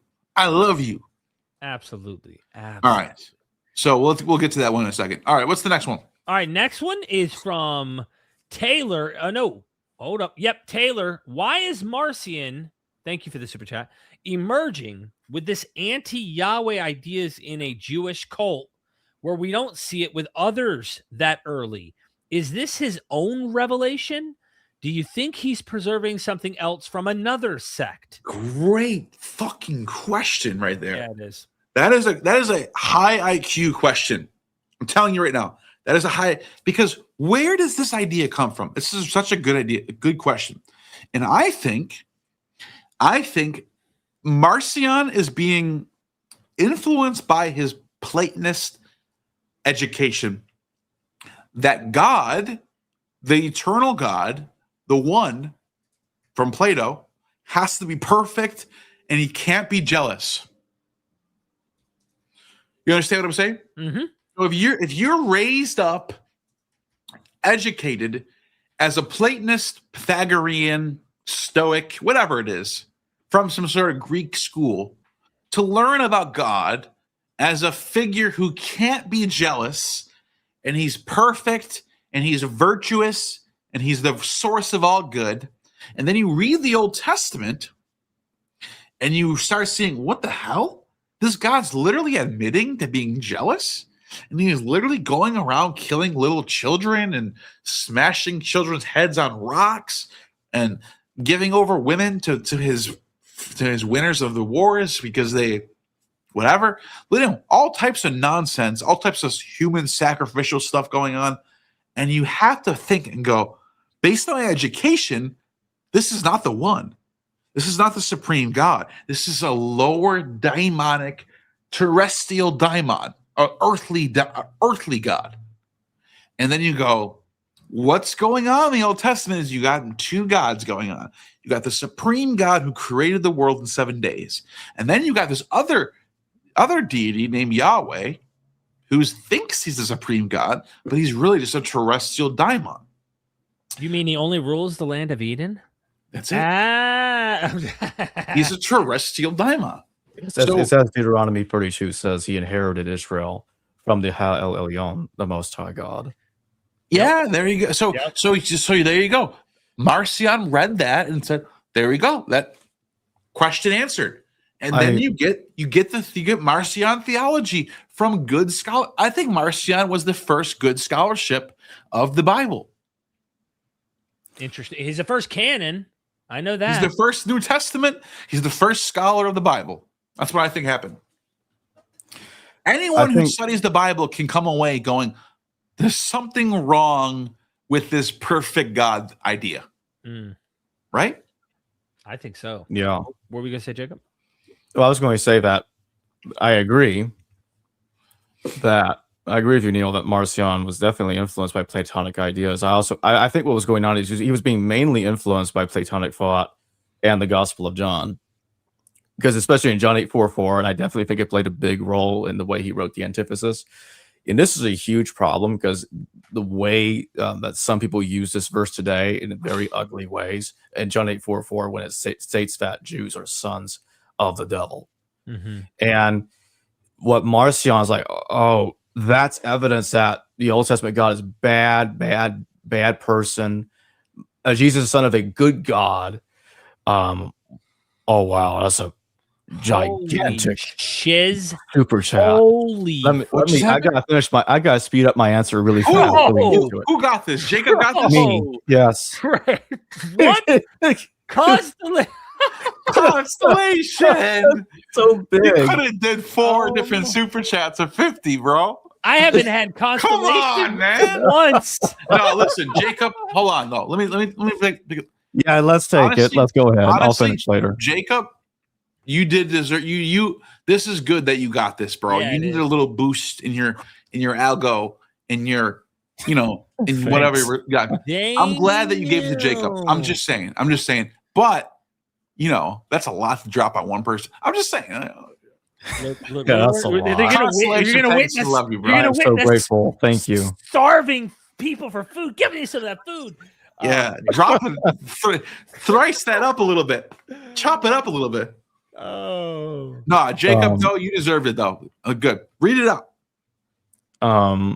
So he's saying that thing about Vespasian being a Christ isn't new. My Tanakh Isaiah commentary says that Cyrus was supposed to be the anointed one. God told Cyrus to build the temple, but let others do it. He could have been revealed as the Messiah, and the temple would have stood forever. Page 1033 in my Tanakh.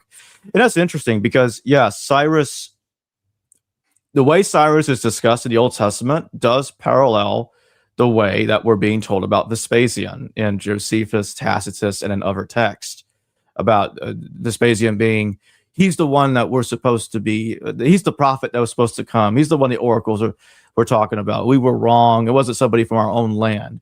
Yeah. Or he is the Messiah. The Messiah is not going to be native born. He's going to be a foreigner, just like Cyrus was. So that Cyrus is comparable to Vespasian, absolutely. They're very similar. The difference, of course, is that Vespasian, of course, is the one that waged war against Judea and the temple was destroyed, whereas Cyrus was the liberator, ironically. So it's kind of an inversion there. So Cyrus there are major differences. Cyrus liberates them, whereas Vespasian is the one that's maintained the occupation. But the messianic language that's being applied to Vespasian is supposed to justify why they should remain under his heel. Yes. And in fact, you can see how this idea of Vespasian becoming a Christ comes from the archetype of an outsider being Vespasian, or being Cyrus. So the idea of non-Jew being Messiah isn't new. You already have Cyrus being a Messiah. So the idea that Vespasian can be a Messiah is not something that's out of the ordinary. You could have a non-Jew being a Messiah. But I think what happens is you have to be clear on why he's a Messiah. He's enacting what Jesus, according to the Gospels, I'm not saying this is actually what he said. According to the Gospels, he predicted that the temple would be destroyed. So it doesn't matter if this was written in 70, doesn't matter if it's written in 75, doesn't matter if it's written in 90. The point is, when Tacitus is writing this, or when Josephus is writing this, the idea of Titus destroying the temple is enacting the will of the Messiah of destroying the temple. Does that make sense? Absolutely. And the fact that he did destroy it. So there's something messianic about him having the capacity to do it. See, a Messiah wasn't someone who just said, oh, something's going to happen. That's a prophet. A Messiah is going to do it. And so he's a doer. He ain't a talker. You know what I'm saying? Yes. And he did. And that's why Vespasian, I think, in logically concluding, because he believes his scripture, said, that's the dude. You're the dude. I mean, there's no other way to explain it. You must be the dude. And he got rid of the bad guys. Mind you, when you read Josephus, he talks, there's a ton of people he's not fans of that are super messianic. He's not a fan of the kind of philosophies, the hereses, the schools of philosophy that are coming in amongst the Jews. The three that he had some respect for were the Essenes, the Pharisees, and the Sadducees. But there were these other philosophies. He's like, screw them. Screw these philosophies. And so I imagine he saw Vespasian as cleaning up shop as a Messiah figure to try and restore things. Yeah, well said. Yeah, he's fulfilling the messianic prophecy. Right. So whatever you want to call him, little m, big M, it doesn't really matter. He's part of the process of the messianic figure, if you will. Absolutely. Yeah, I agree with you both. Yeah. Constellation. I don't know. You're deified. You are officially deified amongst the three of us. Absolutely. Yeah, again, thank you for so much of that. Everybody bow. Massive, we must bow. Heads massive down. super chat. I am bowing to your ass. Literally, you deserve. Let me light a candle. Hold on. All right. Seriously, Constellation, we really appreciate you. That was freaking awesome to have you pop in like that. Absolutely. Nicole up in the house with a super. Just needed to vent. Got built up of West Huff frustration. Feel better now. Thanks for listening. I cannot stand West Huff's nonsense. All you gotta do is watch Derek's channel, and you'll be healed from the West Huff frustration. Oh, dude, I've been watch Derek's last 10 videos, and you'll be healed from the West Huff frustration. He stains the word comfortably, and that's like his favorite word in his vocabulary. Comfortably. Like he uses that word so much. God. If I had $1 every time he said it. Or he literally doesn't care. He continues to say the word of God has been preserved miraculously. Yeah. He continues to say this phrase, regardless of any scholar coming to him and saying, "Bro, you realize that Isaiah scroll is the same preservation as Homer? Like Homer has 90% preserved through the manuscript tradition. The same manuscripts of Homer are the same. Like you're not, it's nothing miraculous going on there, bro." Right.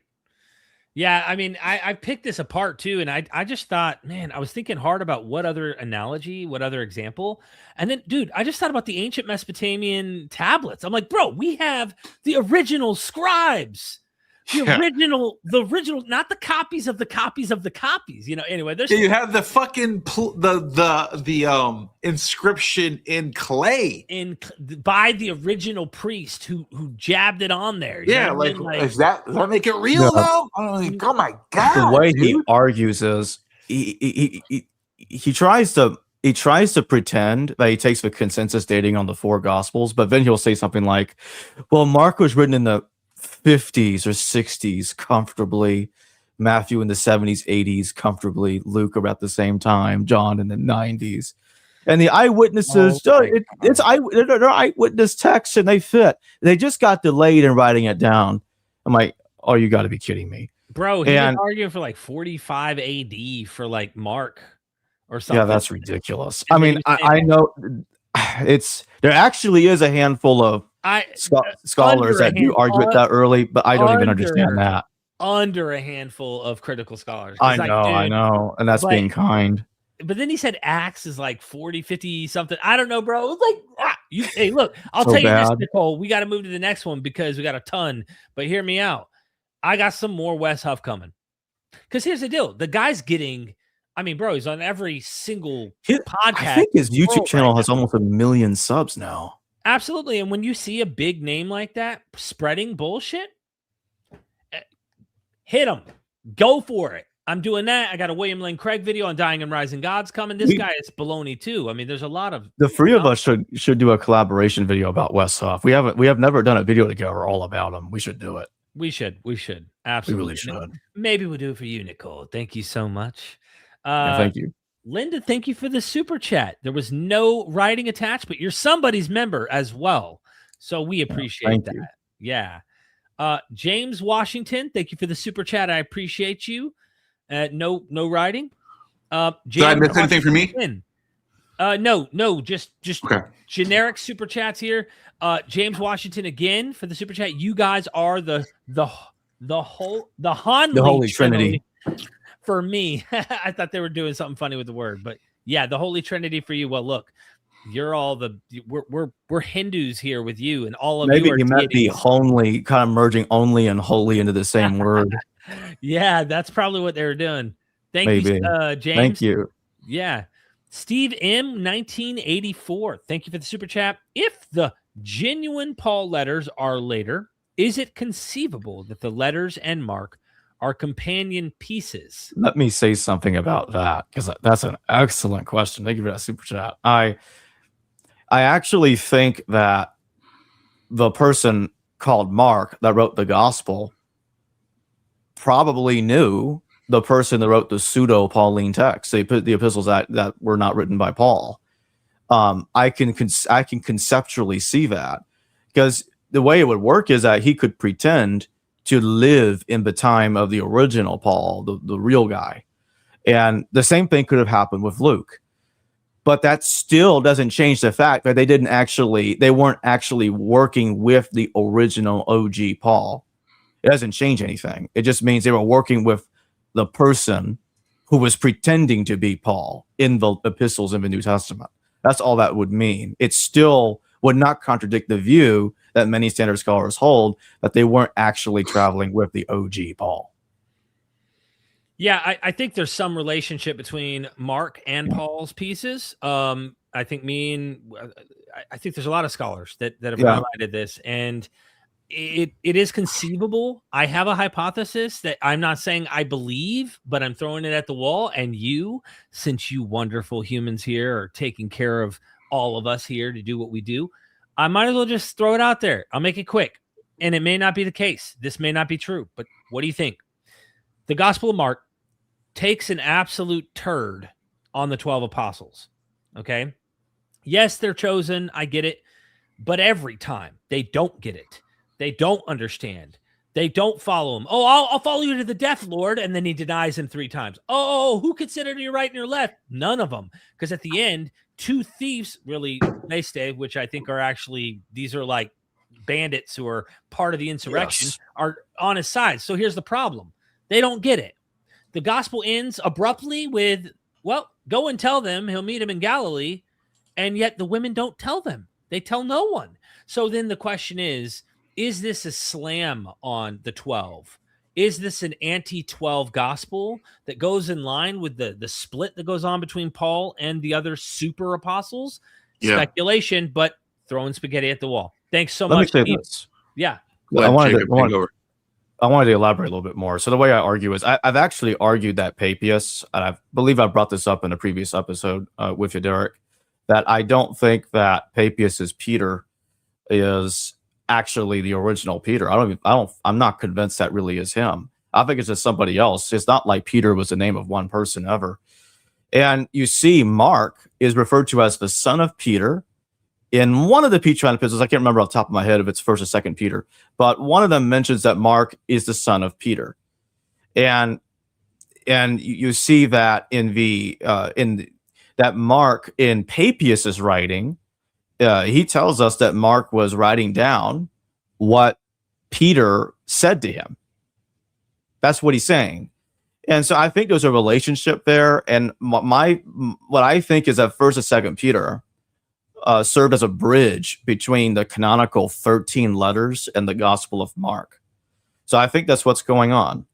And the Petrine epistles were created to defend the 13 Pauline letters, because in 2nd Peter it talks about epistolae, so that's a reference to all the letters. And I think the reason 2nd Peter says that is because in 1st Clement it says epistolon, a letter. So 2nd Peter is in a sense polemically responding against Clement by saying, no, let me be clear. There are letters, not a letter. I mean letters. Well said. And I'm working with Mark over here. And you can believe this is actually happening in like the 90s and early 2nd century, which is when I think it's happening. By the way, go ahead, finish that. But I'm almost done. But the way they're doing it is they kind of want people to think that they are living earlier in time when they're not. They're conflating themselves with earlier people. And so that's what I think is going on here. I just want to say I'm proud of fucking Jacob. Yeah. I don't agree with everything Jacob says, but I can say this with strong confidence. Jacob, when he says something, he has looked into it. He does his research. He's digging into this stuff. He has legitimate credibility when it comes to these things. Jacob, I'm proud of you, dude. Thank you, Neil. And I the feeling is mutual with you and Derek. You both have done a lot of great work yourselves. Definitely. Well, this is the divine triad right here. Spirit. I was just about to say, bro, this is it.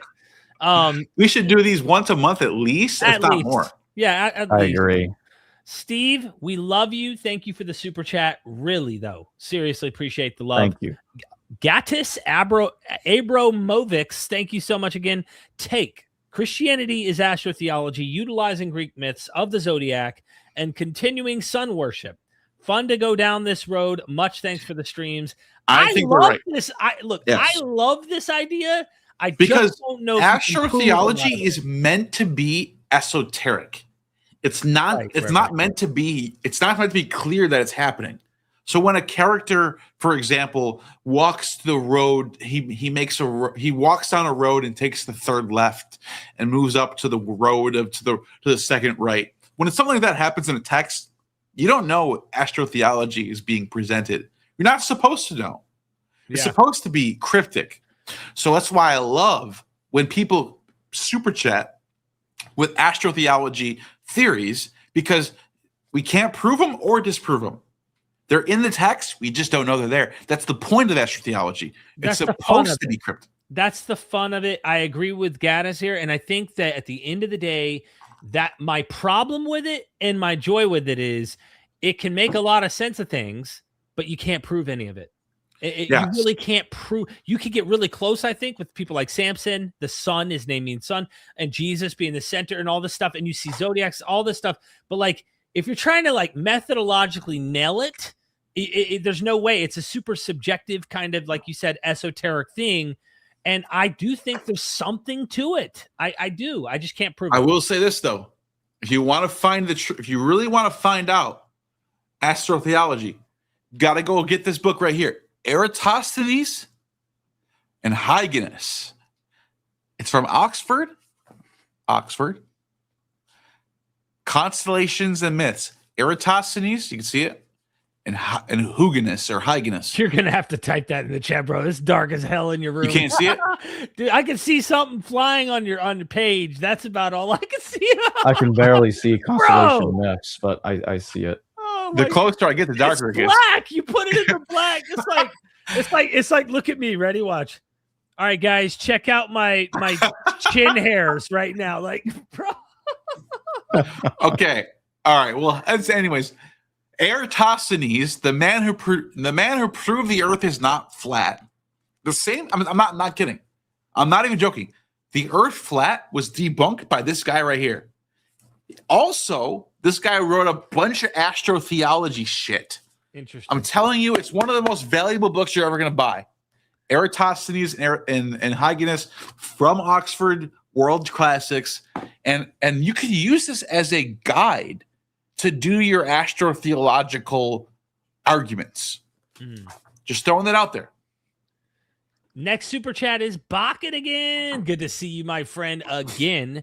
Why hasn't then been talk about Clement's Nazarene Acts of the Apostles or the Damascus documents? Why haven't the Essenes been taken more seriously? Well, back and thank you for the super chat. Great super chat, by the way. I know some try to hypothesize a Jewish Acts of the Apostles that's like pre-Clementine. But again, I do not like hypothetical documents that we just don't have. What the evidence that I accept for a text existing that is lost is external evidence. Like if we have ancient witnesses, because it's often the case, and we see this often with church fathers and other ancient authors. They'll refer to a text and quote from it significantly, a text that we do not have manuscript evidence of. So it's a way of knowing, okay, it existed. They're just not going to make something like that up, especially if it's a text that they don't like. But these attempts to try to date pieces of Acts to be older. You also see this with the We document, which is another hypothetical text that can't be proven to exist. Try to date Acts earlier because it's an attempt to rescue parts of Acts as historical reliable information. And you see this with Johannine scholarship as well. Like, oh, I can magically detect 5 different proto-Johns that were been squeezed together by a hypothetical redactor we can't even prove existed. I'm like, no, you can't prove any of that. Nope. It's chaotic methodology. It's like They Live, the movie. But instead of the main character wearing glasses to see who's an alien or not, you're looking at the text. You're saying, here's the real text of these magic glasses. It'll show you what's real and what was later interpolated BS. We don't have a magic wand that can tell us what was added later. We just can't determine that. I think redactional criticism is a disaster because most of it is hypothetical interpolation after the other, right? That can't be proven. I'll tell you this. I like that he's the Bakken's very much focused on the Essenes. I think that a lot of people don't know much about them. And so that's probably why they're not taken as seriously or talked about as much, as a lot of people don't know as much as they should. Are you taking the Lord right now and eating him? Is that what you're doing, Neil? PETA. This is not an ad right now. I promise. It's just damn good. Gotta get you some. Did you already finish that one? Well, the last thing I'll just say real fast is some argue that the Sadducees was the main Qumran sect. I think Lawrence Schiffman takes that position. And I've had him on before, but most scholars still go with the position that it was the Essenes or a group of Essenes who were the authors of the Qumran Dead Sea Scrolls. Gotcha. Yeah. That's it. There is a debate on that. There is, but yeah, I know what you mean. Anon 666, thank you for that 666 super chat. Antiquity was long, likely a lot of confluence before standardization. Roman culture evolved between 1st and 3rd centuries Common Era, Syriac, Armenian, and Aksumite theologies, less Constantine-mediated interesting windows. I think all of them are interesting windows. Yeah, I agree. I don't think I have much more to say about that. Yeah, I think that's like a... What this person's getting at is the farther away you get from the imperial Roman decrees, the more of a standardization, possibly authentic Christianity. That's not being influenced by Roman imperial decree. So you mean going back, you get closer to something more authentic? Yeah, the farther away from Constantinople you go, the more you get to Egypt and Arabia. Gotcha. The more you get to some sort of authentic Christianity, which by the time of the 7th century, when you get to Islam, you have to wonder: is Islam a remnant of the what's the name of the Eastern Christianity? What is it called again? What we were talking about, Manichaeism? No, the Eastern. Are you talking about the Orthodox type of Eastern, like Syriac? Not Syriac. God, my brain's not working right now.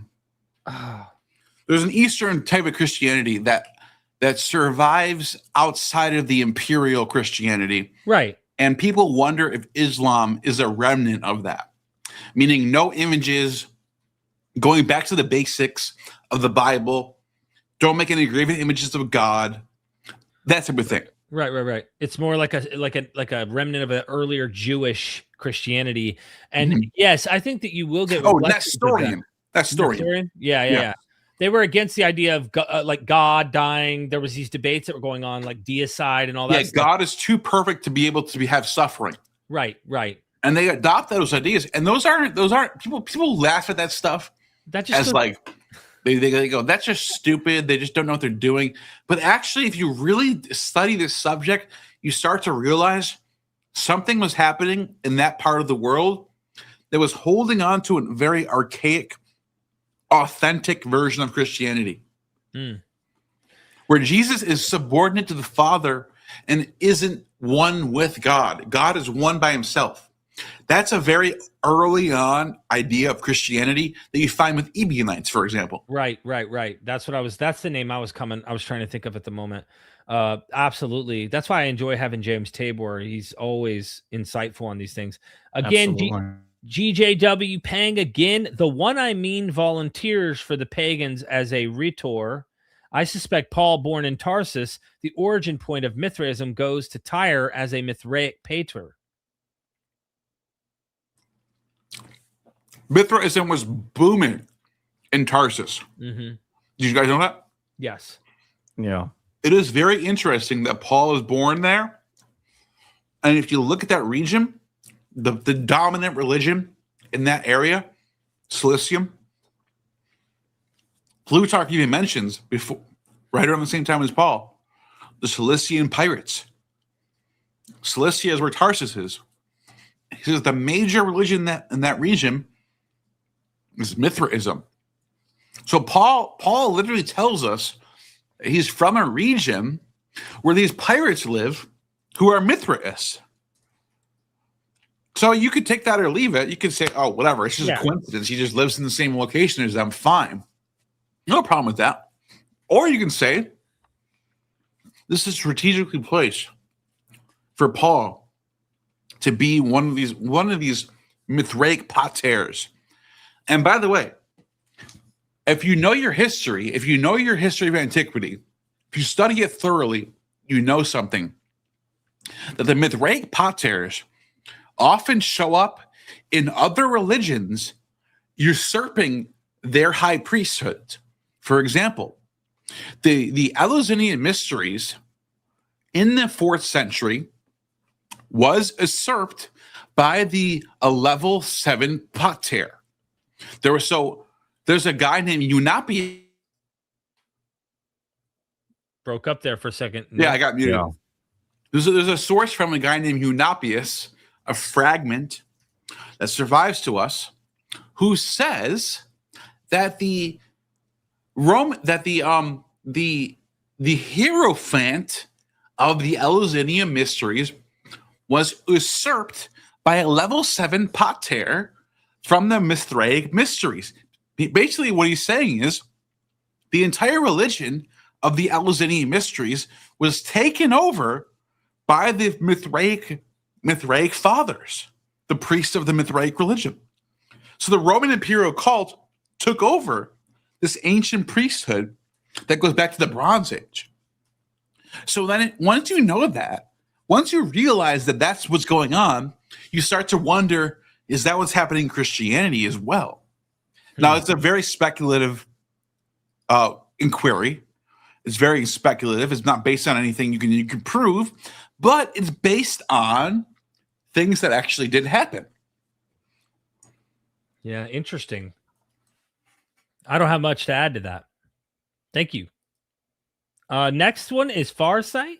Thank you so much, Farsight, for being here and giving us a super chat. If you all could pick one book from antiquity that you know existed, but that we don't have to bring back, which one would you choose? That we don't have. You're muted. That's a good question. Yeah, it is. There's quite a few books that we lost. I personally, just to throw one out there that came to mind since reading Josephus, there was an alternative. There was an oh God, you fuck Porphyry. All right, Justice of Tiberius's history. Yes, it's the other history. Yeah, but now you beat me, Porphyry. Yeah, no, hands down, bro. Porphyry. Sorry, you got me, Neil. How you gonna do that to me, bro? It's like you read my mind. Porphyry wrote down what he thought was wrong with Christianity. We lost it. So who knows? Yeah, I think Porphyry, but again, the other history would be very interesting to see because Josephus is competing with other historians. He is not the only guy on the block. We just don't have those histories anymore. Now, mind you, he wasn't obviously specialist specifically on the region. Like that wasn't his only exclusive region of writing the history of Judea, but Josephus was the chief historian. Haggai of Nero would be good. We only have fragments of that text. He's the first person to write about Judaism. So we lost his entire work. We only have fragments of him. To have his work would be amazing. Yeah. Well, Jonathan Adler points out that it was actually Hecataeus of Miletus that was attributed that thing about Moses, and scholars later just claimed it was Hecataeus of Abdera. So that's kind of it's kind of fuzzy there, as he points out. It's problematic. But yeah, I would love to see Justice of Tiberius's history if we ever got it. Photius of Constantinople, he's writing toward the end of the first millennium CE. He claims that Justice of Tiberius never mentioned Jesus, and I think that may have played a role in why Christian copyists didn't preserve it, because Josephus did mention Jesus, So that would give them an incentive to preserve it. That's a problem I have with the full interpolation theorist is if Christians were going around inserting whole passages ex nihilo about Jesus, why didn't they do that with justice? Yeah, it's a good question. I mean, that is a good question, Jacob. It really is.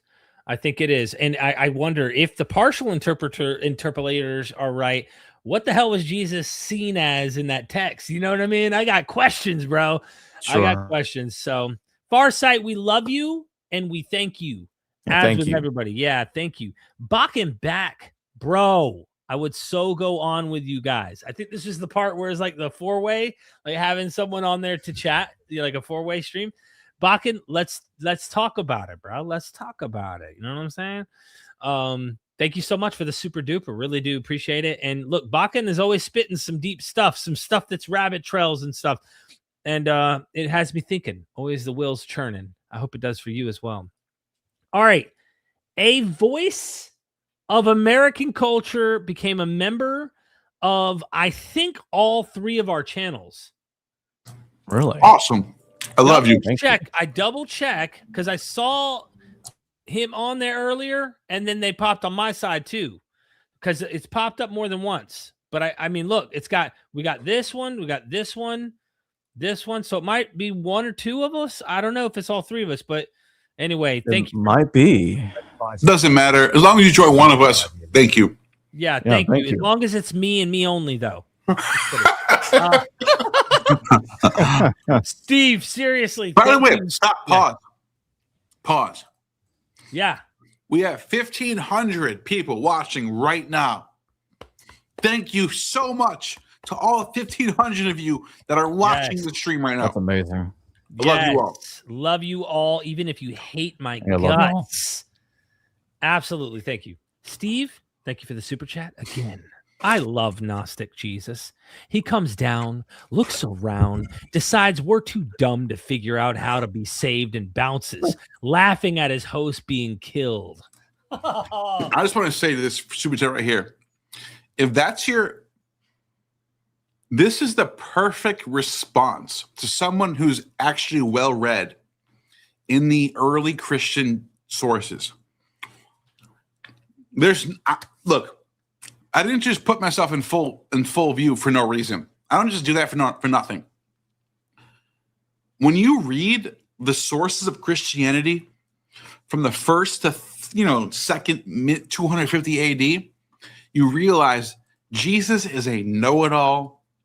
He is a all-perfect sort of divine daimonic being who thinks everyone's too dumb to figure himself out. And you just described perfectly exactly what Jesus is in early Christianity. Well said. Well said. Thoughts, shout outs to you. Absolutely. Steve, we love you. Freaking love you, dude. All right, we're going to the next one here. Who the hell's next? Here we go. Pat and the Hizzy. Holy guacamole, Constellation, Pegasus. I know, right? There will be legends with gospels written about him one day, and his name will never be uttered. It will only be a 4-letter acronym. You will have to call him by another name when we summon him. Anyway, thank you so much, Pat. We love you. Thank you. My Eucharist. Bakken again says, Derek, is Mark the secret Messiah? Jacob is Matthew, the critical scholar. Neil is Luke. Hold on. Let me reread this. Derek is Mark, the secret Messiah. Jacob is Matthew, the critical scholar. Neil is Luke, the tactical historian. Let me be your John, your Bacchae. LOL. Love it. Bakken. Hey, let's chat, awesome. Bro. Hold on. Are you really down to come on here? Yeah. Bakken. Oh, yeah. Let's do it. Okay. Absolutely. Yeah. For sure. Bakken is, and by the way, Bakken, I know Bakken. They've come on the stream before. Absolutely cool. Totally chill. Always has some really interesting insights, and we can dig into some rabbit trails and all that fun stuff, by the way. Absolutely. Yeah. Love you, Bakken. Thank you so much. I really do appreciate it. Mr. Morpheus in the house. Really appreciate it. Please talk about Origin and the hexapla. Listen, Neil, this is interesting. So I did a stream, right? and he was talking about, he super chatted this before, and I'm like, Origin, the Hexapla, oh, that's cool, man. I didn't understand. So I get on the phone with Morpheus after, and he's like, no, bro, I spoke to Rabbi Tovia Singer about this. The Christian Origin and other Christian apologists were so up shit's creek without a paddle debating Jews on the scriptures that they had formulated a way using a hexapla in trying to compete against the rabbis and arguing against them. And So- Origin, go ahead, Jacob. Well, Rabbi Tovia Singer argues, just so everybody understands his position, he is claiming that the Septuagint we have today is post-New Testament, that the original Septuagint is just the first 5 books of the Torah, the first 5 books of the Tanakh, which is the Torah. Wow, therefore- that's a big claim right there. Yeah. I know it is. Just to finish, what Rabbi Singer is claiming is By that the way, Origin. Rabbi, if you're watching this, I'll fucking love you. You're my brother. Oh yeah, I love Because you. if Great we met guy. up in Israel, listen, I don't agree with you on everything about your worldview, but we're good friends no matter what. We're brothers no matter what. Absolutely. You understand that, right? Oh yeah, absolutely. I agree. So anyway, what he's claiming is that the hexapla is what became the full Septuagint. So the full Septuagint was created by Origen to harmonize the Old Testament with New Testament misquotations of the old one. So in other words, that stuff you see in, like for instance in Isaiah about being born of a virgin instead of Betula being so Betula is a Hebrew for virgin, and then you have Alma, young woman. So Alma is what it actually says in Isaiah. So what if you believe Rabbi Singer is right, you would have to believe that Isaiah was changed in the 3rd century CE to try to make it look like that Matthew quoted Isaiah accurately instead of Matthew just using the Septuagint version. If I may, because I feel like I need to read you guys something here in the vein of what you just said, Jacob, but to give people a better understanding of what the hexapla is going on. You know what I'm saying? What the hexapla is happening right now. Okay. Origin lays this out explicitly in his commentary on Matthew 15:14 and in his letter to Africanus. He says that when he debates with Jews, he doesn't want to cite passages from the Septuagint that aren't in the Hebrew because the Jewish interlocutors will just dismiss them. He's been in situations where he quotes a proof text and the Jewish scholar across from him says, that's not in our text, and Origin has no comeback. He built the hexapla partly so Christians would know in advance where their Greek text differed from the Hebrew and could prepare accordingly. In the letter to Africanus, which is responding to Julius Africanus' challenge about the authenticity of Susanna, in addition to Daniel, found in the LXX, but not in the Hebrew, Origin defends using the LXX editions while also acknowledging the problem. He says something to the effect of, we shouldn't cut passages from our scriptures just because the Jews don't have them. But we also need to know where the differences are so we're not caught off guard in disputation, in debate. This tells you that by the early to mid 3rd century, Jewish Christian textual debates was a regular occurrence, at least in Caesarea where Origin lived. He's not describing a one-off encounter. He's describing an ongoing problem that required a systematic solution. So the hexapla became an apologetic Christian, like text proof kind of thing when you go up against the Jews and try to debate them in the scriptures. But your context is right. I have heard rabbis say he thinks that does he think that whole cloth invented it or they tweak it? Because so I thought that he said they edited it. So he says the Nevi'im and Ketuvim, the prophets and writings translation was done. What we have was done by Origin in the 3rd century CE. So in other words, all the citations of the prophets in the New Testament was a deliberate, malicious alteration of what the Old Testament said, not because of several mistranslations or maybe a few of them are purposeful, but it was all purposeful. In that the Septuagint was expanded to harmonize with the Old Testament with the way the New Testament uses it. Okay. So yes, it's almost exactly as you said. Almost. Now, there's 2 reasons why I disagree with them. Okay, as interesting as I as his claim is. Yeah. The two reasons I disagree with him is, one, Ben Sira knows about the fuller translation in the 2nd century BCE. So that tells you about the 2nd century BCE, the fuller expansion of the Septuagint was already completed. Irenaeus in the 2nd century CE complains. It says, hold on a minute. They took the word virgin out of Isaiah. That's what Irenaeus says. He claims that Jewish scribes removed the virgin from Isaiah. It's hilarious. To try to hide that the Old Testament predicted Jesus. That's what he says. And so I think he knew the Greek Isaiah that had the version of it that said Emmanuel was born of a virgin already in circulation. And that's why he made that claim. The Hebrew copy doesn't have it like the Isaiah scroll, because regardless if he's referring to the Isaiah scroll itself or not. Right. But he's just saying, you see, in this copy over here, it says it. But in the Hebrew copy, it doesn't. They just swapped it out. It must have said Betula in Hebrew. It must have. It couldn't have said Alma. Yep. It's a problem because even if you don't take Rabbi's view, you still have a problem when one authoritative text and another authoritative text contradict each other. The translators, it's crazy. Thank you, Morpheus. We love you. Thank you. We got to talk more about this. William Ahrens, thank you for the super chat. Replying to Gnostic, Napoleon was not seen as a precursor to the liberal order, rather as a toxic mix of revolutionary excess and imperial usurpation, reversed by the reactionary Congress of Vienna. Look, I understand the nuance here. And I want to say Napoleon's liberalism was not the same liberalism as we see today. It's not the same left-wing liberalism we see today. People say liberal today, they think of a left-wing, think of like, what's his name? Stephen Crowder, or no, not Stephen Crowder, Stephen Colbert. And I think of liberalism as that. That's not liberalism. Liberalism, as in Napoleon, is actually more on the right. It's actually more nationalist. Napoleon was a nationalist. He's a French nationalist.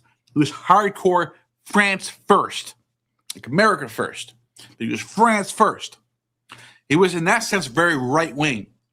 However, underneath that right-wing France first was freedom of speech, freedom of religion, freedom of expression, liberal leftism that you find today. That's what you meant. That's what you meant. William, thank you so much for the super duper. You're super duper. Next super chat. Pat in the house. Myth Vision, you deserve the love tonight. You guys kill it. Thank you. I think that's what you meant to say. Thank you so much for the super chat. Appreciate the love. Thank you. Yeah, thank you. By the way, I was going to say we're going to let some people call in tonight. Dude, and we haven't even got to that point yet because we have so many super chats. I won't have time, by the way. Yeah. If you guys can keep dropping super chats, there's going to be no call-ins. Keep dropping them. Yeah. Seth, thank you so much, Seth. Hi, fellas. Hi, Seth here. Have not been live with you guys in a while, just showing some love. We love Thank you. Thank you. Farsight from Kaganator. What is the linguistic dating of the Aramaic portions of Daniel as it appears in the Dead Sea Scrolls? What predictions are in it? I was looking this up, just trying to get the fills. I know John Collins and other, and it's not even just, Aramaic sections must date to this. There seems to be various traditions being grabbed by this author we call Daniel, like it's a rolling text. And some of them say it might go back to Persian or early Hellenistic. That seems to be where the scholarly arguments are between the traditions we find in the Aramaic portions. But even in those Aramaic portions, not all of them date at the same time. So it's pretty messy to see how this Daniel's compiled. And then what's in it? Well, I had to look that up just to make sure I knew. You've got, sorry, let me pull up the exact what's in it. You get the sections. Chapter 2. Oh, you got your dog. That's funny, right? That's funny. Yes. Nebuchadnezzar's dream of the giant statue is in it. Shadrach, Meshach, and Abednego is in it. Nebuchadnezzar's dream of the great tree is in it, chopped down. Belshazzar's feast is there. The writing on the wall scene is in it. And this is the Aramaic. Daniel and the lion's den is in the Aramaic. And then supposedly Daniel's vision of four beasts rising from the sea is in Aramaic as well. So, interesting that's in it. So I don't know what we would say the predictions are that are in it, apart from there is this idea of eventually this God is going to cover the earth, which seems to fit some of the prophetic tropes we find in other prophets as well. And Daniel seems to be echoing that. So maybe this author's using earlier tradition, maybe simultaneous that's Derek confirmed right there. What? That whatever your prophecies are confirmed. Oh, absolutely. That's what Daniel's all about. It's really about me, ladies and gentlemen. No, Farsight, I hope that answered some of the questions, but of course, there's a lot more. I would recommend John Collins on that, the Hermeneutic commentary. He gets in the weeds, literally very, very deep. I really appreciate you. Johansson. Thank you. With the 666. No question. Just sending love for the hell of it. Nice. Dropping $6.66. Glad to see the three of you collabing. Leaving a message on us right now. Absolutely. Yep. Listen to Nil's voice change now. Johannan, you just discovered the secrets of all. Isn't it funny how much is like strangely people today will like, no, add a cent. Don't give me that receipt. It's like $6.66. Like they freak out. It's insane. That's hilarious. Right? No, thanks, Johannan. Yeah, thank you. Kylie in the house. Thank you, Kylie Horson. Hi, guys. I'm a former Christian, no longer believe, but the one thing that stumps me is I can still speak in tongues. Any ideas? I have one. Let me answer with this. I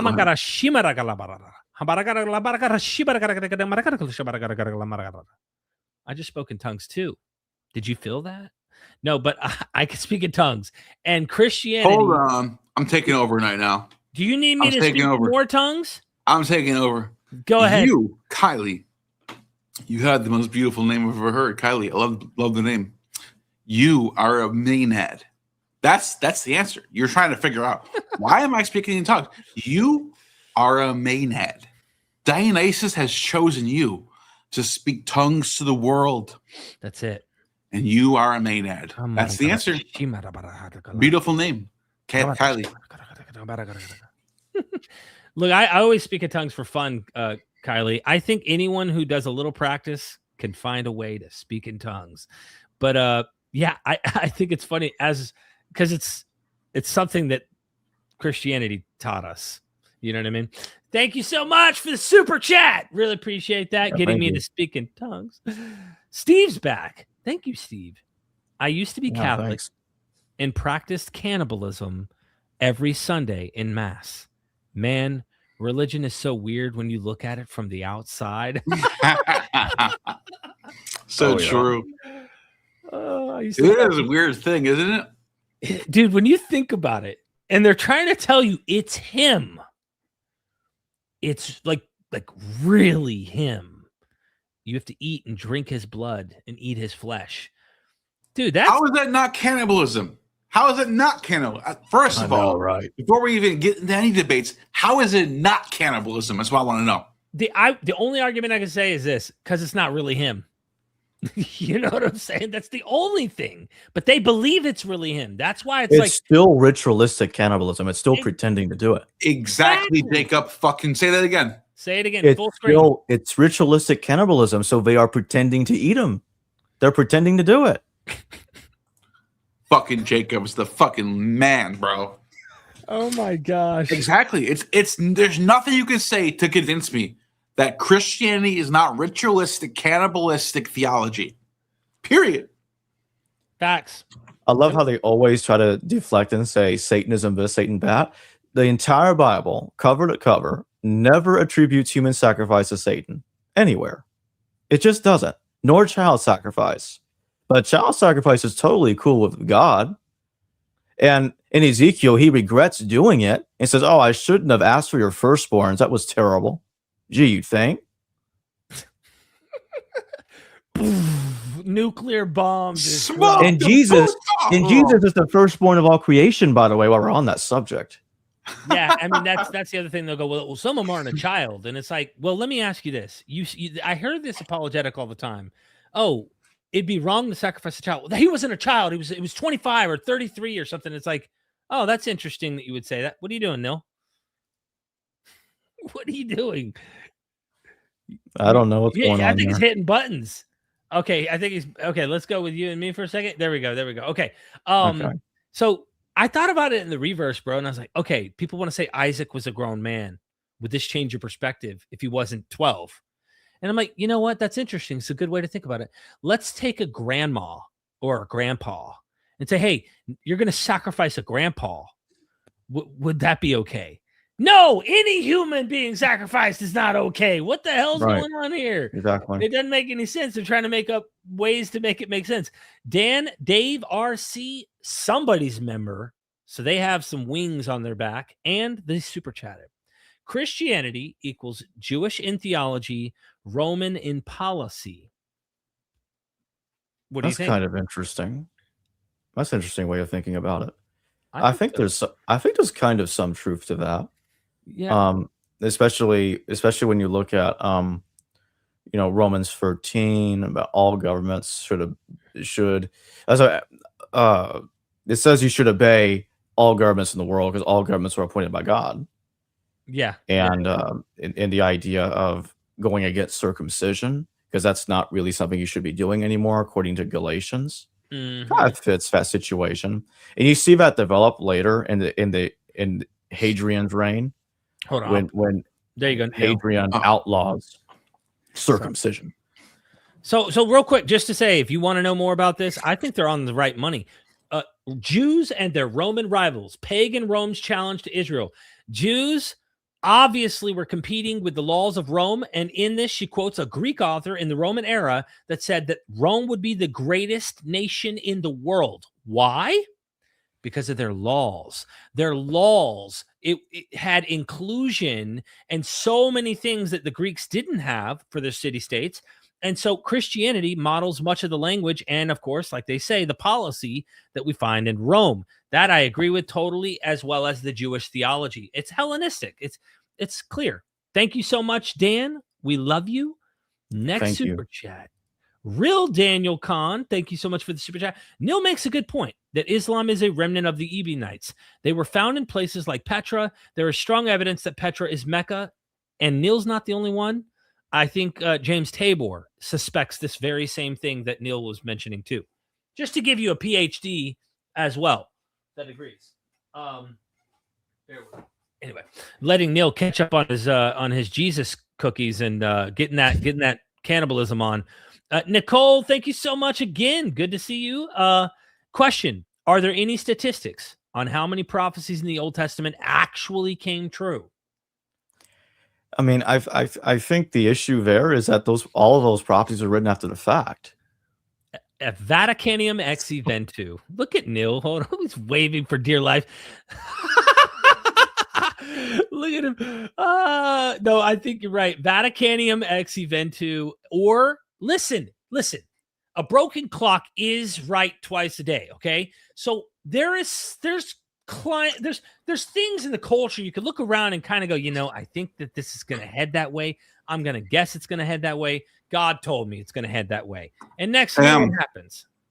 Not only that, you have things happening hundreds of years earlier than they're written.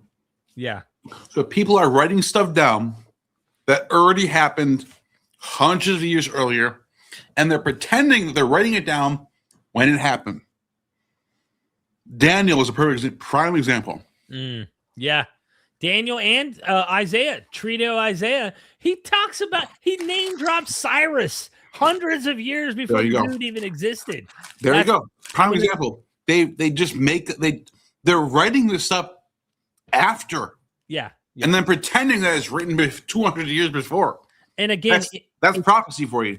And again, if anything did get predicted, it's what average people would obviously, I can make predictions right now. And if they happen, because I'm looking at the writing on the wall, so to speak, and they happen in 10 years, 5 years, whatever, it's because I'm looking around and I'm seeing and I'm filling the air. But you see so much failed prophecy too, or Vaticanum ex eventu. It's like, yeah. So I don't know if there is the statistics on that, but I would imagine scholars would say if it looks so obviously clear as a fulfilled prophecy and like a very, very great detail, it's Vaticanum ex eventu. It's written after the fact, pretending to be written before.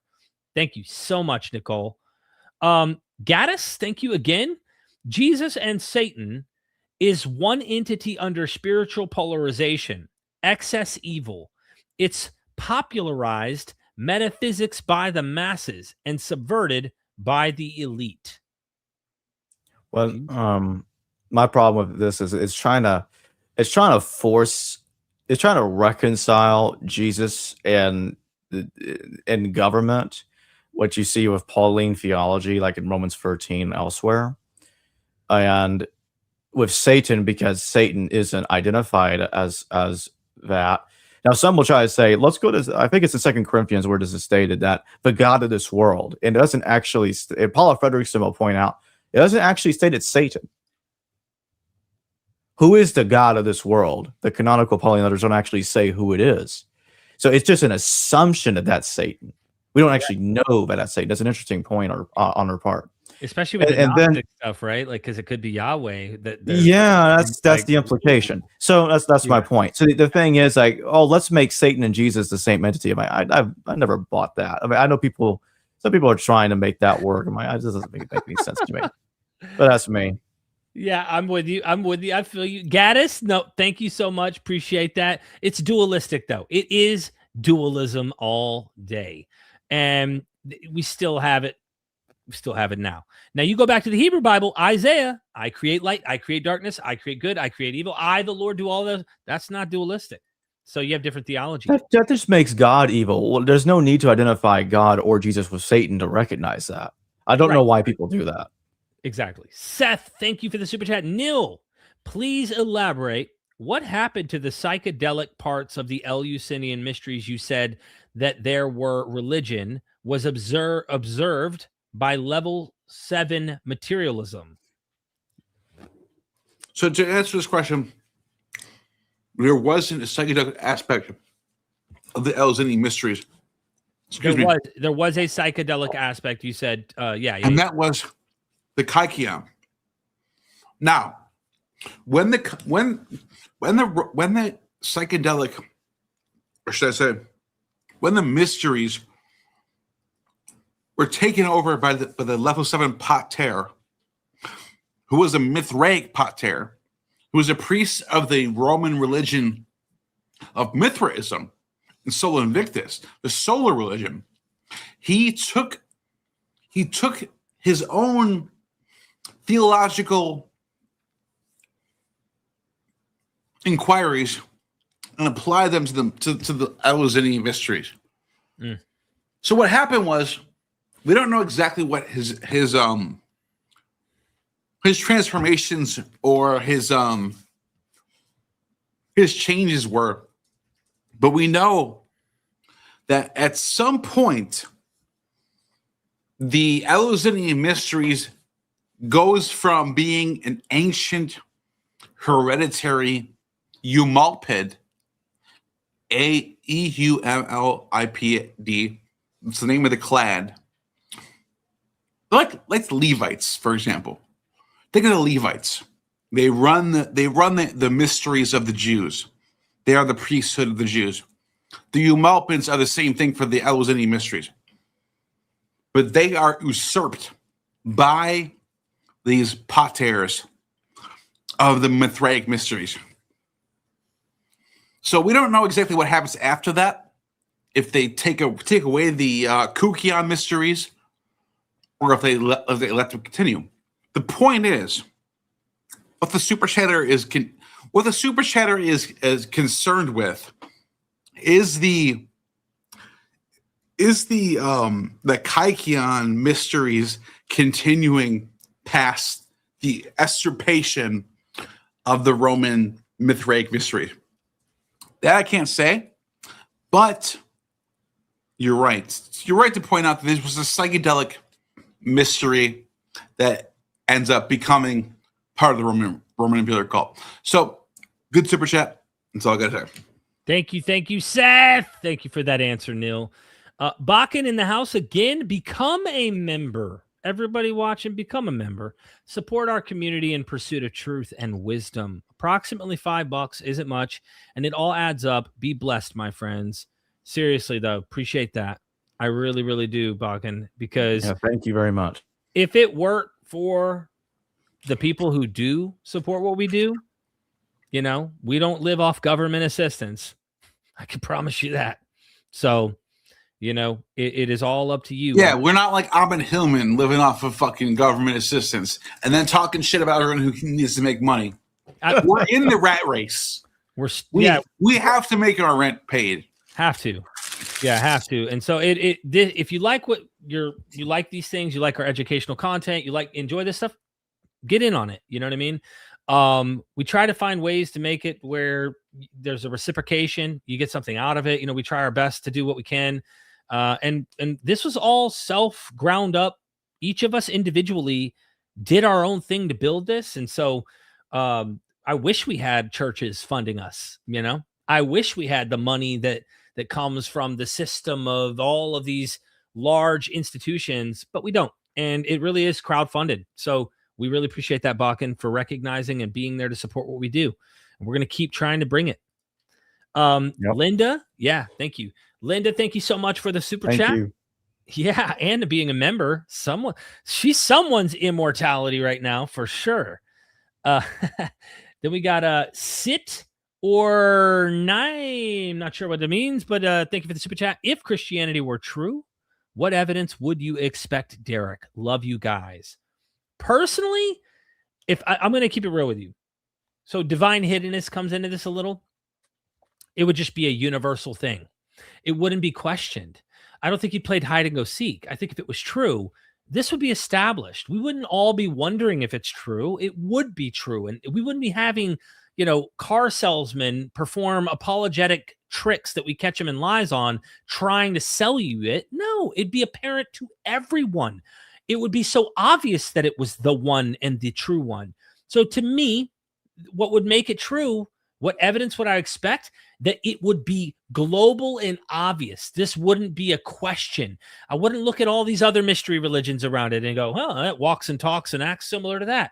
I wouldn't watch the humans destroy and cannibalize their own systems, the various denominations and all the things that come within Christianity that they can't even agree on. I don't think that would be there. If it was true and the God of it was perfect and it wanted everyone to be saved, as they claim, my opinion, if God wants something and he's perfect, he gets it. Everyone would be saved. Everyone would come to the knowledge of that truth. You wouldn't have people running around thinking it wasn't true. So that's enough evidence for me to be convinced that would be the case. Instead, we're playing hide and go seek. That's my answer. So, and then guess what? I'm not saying that there isn't something out there. Look, I literally go to sleep some nights. Some nights I'm like, all right, I don't think there's a God, right? Some nights I go to bed and I go, I wonder if there's something else. I don't know. I am agnostic in many, many ways. I don't know. Sometimes I feel wonder and awe, right? And I'm just keeping it real with you. But Christianity makes some tall claims. And I think those claims can be tested. And I think we should be more honest with it. That's all I'm saying. And some apologists are so desperate, they'll say that God and or Satan planted dinosaur bones to test our faith, which is just pathetic. Yeah. Look at Jacob's face over there like. That's right. Thank you so much. Aggro Mage with the 20 bomb. Greetings all. Who do you think are the best Roman Hellenic historians in regards to happenings around the Mediterranean Sea during the transition from the paternal institutions of heathenism to the entrenched Christian institutions? Interesting. Go ahead. Roman Hellenistic historians in regards to happenings around the Mediterranean Sea during the transition from paternal institutions of heathenism, I would imagine it would be the turn of the century. I mean, that's no. Nope. No. Okay, help me out. I'll fight you right now for that. Then tell me. It is exactly Caracalla. When is this? You pulling it up? Caracalla's in the how do I early make this up 3rd bigger? century. Oh wait, hold on. How do I make this up bigger? Huh? How can I make this up bigger? What do you mean? Maximize. There we go. There you go. There you go. Yeah. When Caracalla was emperor in 212 CE, he implemented a law called the Antoninus Constitution, I think he called it, but it's known as the Caracalla Edict. Are you talking about the claim that everybody's now citizen, blanket citizenship? Everyone is now a citizen. If it wasn't for that edict in 212, there would be no Christian takeover. The Christians needed. I agree. The Christians absolutely needed every single person in the Roman Empire to be a citizen in order for their religion to even have a chance. That's my answer to this question. That's an interesting way of looking at it. That's an interesting way. That opened the door. Third century. Yeah, because imagine if they weren't all citizens and the laws didn't necessarily apply. Once you universalize Christianity, everyone under that umbrella must be legally forced to go. Yeah, so that's an interesting. I never thought of it that way. Yep, that's interesting. Good without Caracalla, Christianity never rises. It's also the reason, according to one of our favorite Roman classicist scholars. What is her name again? Mary Beard. Mary Beard. She thinks that led to the destruction of that. That's a whole nother. That's dude. Absolutely, I agree with her 100%. Yeah, she understands how big of a deal that edict was for changing the entire landscape of the entire Roman Empire. But before the Caracalla Edict, you had a clear aristocracy, you had a clear elitism, you had a clear patrician class that led to what was known as the military class, and then below that was the plebeian class. You had a divine hierarchy of layers, but after Caracalla, they're all equal. After the 3rd century, there is no patrician or plebeian or what do you call it? The military class. They're all equal. They're all Roman citizens. So what that does, it sets up the perfect soil or atmosphere for something like Christianity to even be possible. Thank you, Neil. Thank you, Agro. Thank you, Jacob. Gnosis 83. I like this question. Why do so many movies have Gnostic influence? Dark City, Matrix, Truman Show, Severance, Westworld, ancient esoteric knowledge, or poison for the mind? Neil, didn't you and I interview the Freemason guy who did he specialized on the esoterics in movies of modern period? Yes. And then what I'll say to this question is, this is one of the most ubiquitous questions of art, is this question of what are we in and who is in charge of our reality? Because of the problem of evil, because of the reality that we find ourselves in, it leads to a sort of Gnostic worldview if you continue to keep thinking about these things in depth. So what happens is a lot of artists end up in the mindset of this world where there's some sort of fabric of reality that is actually a illusion, and that beyond this illusion there's these archons or leaders of the world that are out to get us, out to keep us down. But beyond that realm, there's a truer realm. And that's kind of the answer to this question. If that makes sense. Yeah. I think you're right. And I think there's going to be overlap, not just with the tradition of Gnosticism we have when we think of Christianity, but even Eastern philosophies. Like there's a lot more philosophical thought than just this bracket we call Gnosticism. It encompasses a broader philosophy that's worldwide that a lot of people have recognized and thought about.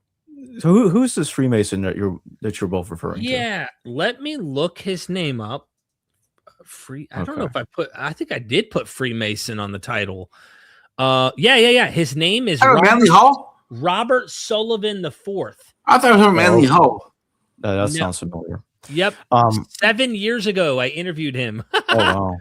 Yeah, I'll try to. The Mandeans just don't get enough attention. Let me tell you what I like about Mandean theology, because Gnosticism kind of feels kind of half-assed to me in a way, because it's like when you reject the Jewish God, but you keep Jesus, it's like throwing away the salad but keeping the dressing. But with you know what the Mandeans do? The roots of it all. They throw Jesus and God and the Old Testament prophets out of there. The Mandeans say that John the Baptist is the Messiah. Yeah, Jesus was an imposter.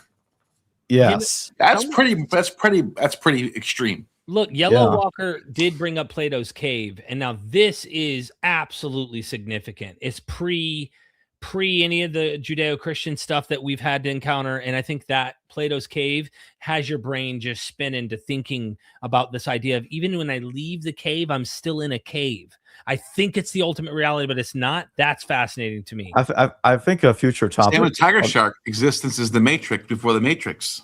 Exactly what he's saying there. I just want to say with one last thing before we continue. I think an interesting topic we could talk about later is Mandean parallels to the pseudo-Clementine recognitions of Simon Magus. There's a lot there. That's a long story, but let's keep going. Okay. Chris Bauer, thank you so much for the super chat. Do you guys think that the Shepherd of Hermes could have been pre-Jesus Christian text from a movement originally started by John the Baptist? I don't think so. I have no idea, Chris. I have no idea of knowing. I don't know. I'll be honest. Because the author is supposed to be Hermas, and he's the brother of Bishop Pius I, so that would put this text no earlier than like the 140s. Okay. So basically around the mid-2nd century CE. It's not going to be earlier than that because of that authorial attribution. Gotcha. Chris, makes me want to look into it though, but I don't have an answer personally on that one. Timicus, sorry if I butcher your name, Timicus Tongue. What are your opinions of the philosophical inspirations of Pseudo-Dionysus? What prevented his concepts from catching on? Hold up. Pseudo-Dionysus. This is in the Common Era, I believe, right? Let me make sure. Pseudo-Dionysus. I don't got a lot to say on this right now, so I'll just let you respond. Let me just look this up real quick. Philosophical, because I don't want to. I don't know for sure off the top of my head. Let me just do that. Pseudo-Dionysus. Because it said, what are your opinions on the philosophical inspirations of Pseudo-Dionysus? What prevented his concepts from catching on? I just put philosophical. Great pool. Let's see. Pseudo-Dionysus, the Areopagite, is one of the most important figures for the Jewish or Roman question, precisely because he represented the movement when Christianity fully metabolizes Greek philosophy and makes it structurally inseparable from Christian theology. Here's the full picture. Who he was and wasn't. The author wrote under the name Dionysus, the Areopagite. The Athenian convert Paul supposedly made in Acts 17:34 on the Areopagus. The fiction was that these were writings from a direct disciple of Paul, giving them apostolic era authority. This worked for roughly 1,000 years. The texts were cited as authoritative by the 6th century onward, and throughout the medieval period, they carried near apostolic weight. The pseudonymous authorship was first seriously challenged by Lorenzo Valla in the 15th century and definitely demonstrated in the 19th century. The key evidence, the text depend heavily on Neoplatonist philosopher Proclus in 412 to 485 CE, borrowing specific terminology, argument of structures, and even some passages almost verbatim. Since Proclus died in 485, the texts have to be later than that. So these are way late in the game. 6th century text.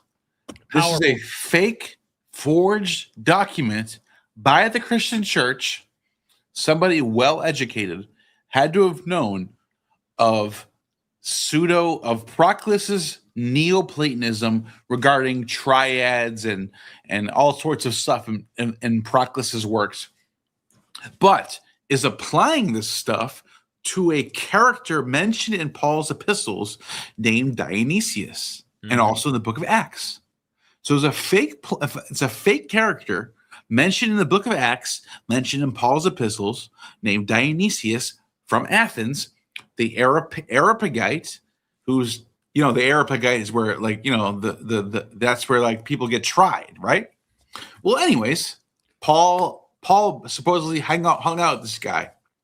We have no sources from this character, and then all of a sudden, this 6th century pops up, boom, a bunch of sources from this character's mouth.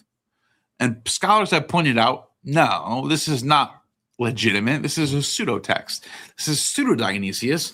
This is a 6th century source from a guy who obviously knows Proclus and Plotinus and Porphyry and the Platonist writers, these pagans who are into this whole triad stuff. But this guy is obviously taking this philosophy and applying it to Christian theology. And that this is not just some random Christian theologian. This becomes central to Greek Orthodox Christianity. Just so you know. Okay. Next super duper. By the way, guys, I can smell the food. If you don't mind, let's try to get through these super dupers. I need to get some dinner. Wait, real quick. He asked what prevented his concepts from catching on? Yeah. His concept caught on. His concepts became Orthodox Christianity as we know it today. That's why when I was reading what I was reading, they said it was authoritative. Yeah. They were. So I don't know what you meant by that, but he became the Orthodox Christian. Interesting. So, anyway. Yeah. Thank you so much. William Ahrens. In the 1820s and 30s, the movement that was the origin of certain apostolic churches was also a reaction to a Napoleonic era, which included aspects of Pentecostal fervor and apostolic leadership. That's an interesting thing to study, is to see what kind of, with the burned over district in New York, there was a huge fervor of like new cults developing, and what was the surge, and how is that related to the Napoleonic era? You know what I mean? What is that?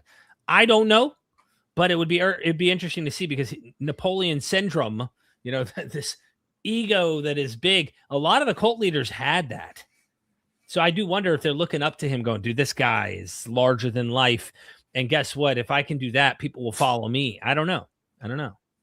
It's an interesting question, William. Thank you for the super chat, my friend. Good to see you here. Thank you. Stefan Beyer says Petra is Amalek in Josephus. I've never heard of that. Have you heard of that? I haven't heard of that. Petra is Amalek. I see Medea, though. I know what Medea looks like. I don't know about Amalek, but I know about Medea right there. That's Medea. She has no clue. She has no. He's like, what's going on right now? She's in Plato's cave with you right now. It's kind of dark. Yeah. She sees the shadows on the wall, though. You know what I mean? Thank you so much, Stefan. Caleb Dominic Peterson, thanks for the super chat. Feels like Christianity comes from Elagabalus. All right. Well, let me say this. It is true that one of the first Roman sources from the Roman, it's called the Historia Augusta, mentions that Elagabalus was the first Roman emperor to allow the Christian and Jewish rites to be included within the Roman imperial cult. So some scholars think that this is just nonsense. Some scholars think that this is the first time Romans took their religion seriously, or you may fall in between somewhere in there. The point is, there is a source that does mention this. It's just hard to understand what they mean by this. Mm-hmm. Thank you, Caleb. Somebody joined and became a member. Hallelujah. On my channel. Thank you, Disonics. Appreciate it. Seriously, thank you. We really appreciate that. Gaddis again in the house. All religions and myths are entity politics asserting as above, as below, so above idea. Metaphysical, divine gets converted to a way of socializing via entities. Interesting. I think there is obviously going to be some relationship, because I don't think that division, we try to set laws that do divide these things, but I think they are connected in some way. Great super chat, Gaddis. Thank you so much for that. Thank you. The Sonics in the house, and they remember, we know whose salvation they wear, what armor of God they wear on their chest from History Valley. I would love to read any book article written by any of you. What would your first books be about, Neil? Where can I read your articles, publications? Oh my God, I'm actually writing a book right now. Should I dare to show my first chapter? If you want. Should I dare to show my first chapter of my first book? I mean, all right, listen, I think will you do should. it. I think you should. Okay, here's what I'll do. I will share my first chapter of my first book. I'm not joking. This book is so far about 100,000 words. I've been working on this book for months now. I'm not kidding, months, maybe even over a year now. And I've been slowly chipping away at it, and I have about 90,000 words. So what I'll do is I will show the first chapter of this book. Share my screen. Let me see if I can get to it. Wait, is it over here? While you get to it, I'll just say real quick. I'm finishing up a paper on the formation of Paul's letters, and it'll be coming out in the Journal of Higher Criticism. Yeah. So this is my first book, guys. Yeah, this is my first book, guys. No joke. Golden Bout 2. I might change the name, but this is the first thing. It's literally, I'm not joking. This is so perfect for a name, because what I'm doing is I'm reviving James Frazier. I am reviving the fucking life of James Frazier. And let me tell you what I mean by that. So here's table of contents. It's hard to see it all, but should I zoom in a little bit? You don't want to give away all your thunder, but you know what I'm saying. Okay, so I have Resurrecting the Golden Bough, which I'm about to show you right now. Then I have the introduction, the world that made the word, the problem of origins, the Platonic Bible, dying and rising world. You guys can pause and check this all out for yourselves. That's topics of this book. Hey, I'm proud of you, Neil, for doing this. We've been talking about it for a while, bro, and it's time. It's time. You got to get a book out. Neil, Jacob's going to have to get a book out. I've got books. We all have books, and this is yours right now. Yep. I talk about these gods, Dusaris, Ion, Sol Invictus, Chaldean Oracles. I get into Esther, Ishtar, Oriental Rome. Talk about all this right here. All that's in my book. I'm not kidding. There's 90,000 words in this book. So You're not even done. I'm just going to present you the first chapter. Is that okay? Yeah. The scholarly rejection of James George Frazer, dying and rising God archetype, led most famously by Jonathan C. Smith in his influential 1987 essay, In Resurrection, was largely premised on a demand for a literalist precision that the category was never meant to sustain. Smith and his contemporaries, and even today, argued that figures like Tammuz and Osiris and Attis didn't fit the definition of a resurrection because their returns were often incomplete, seasonal, or merely transformations into a different state of being, such as becoming king of the dead, as if the gospel authors couldn't possibly draw inspiration from such diversity of these returns, and that they could only draw specific bodily resurrections accompanied with specific circumstances.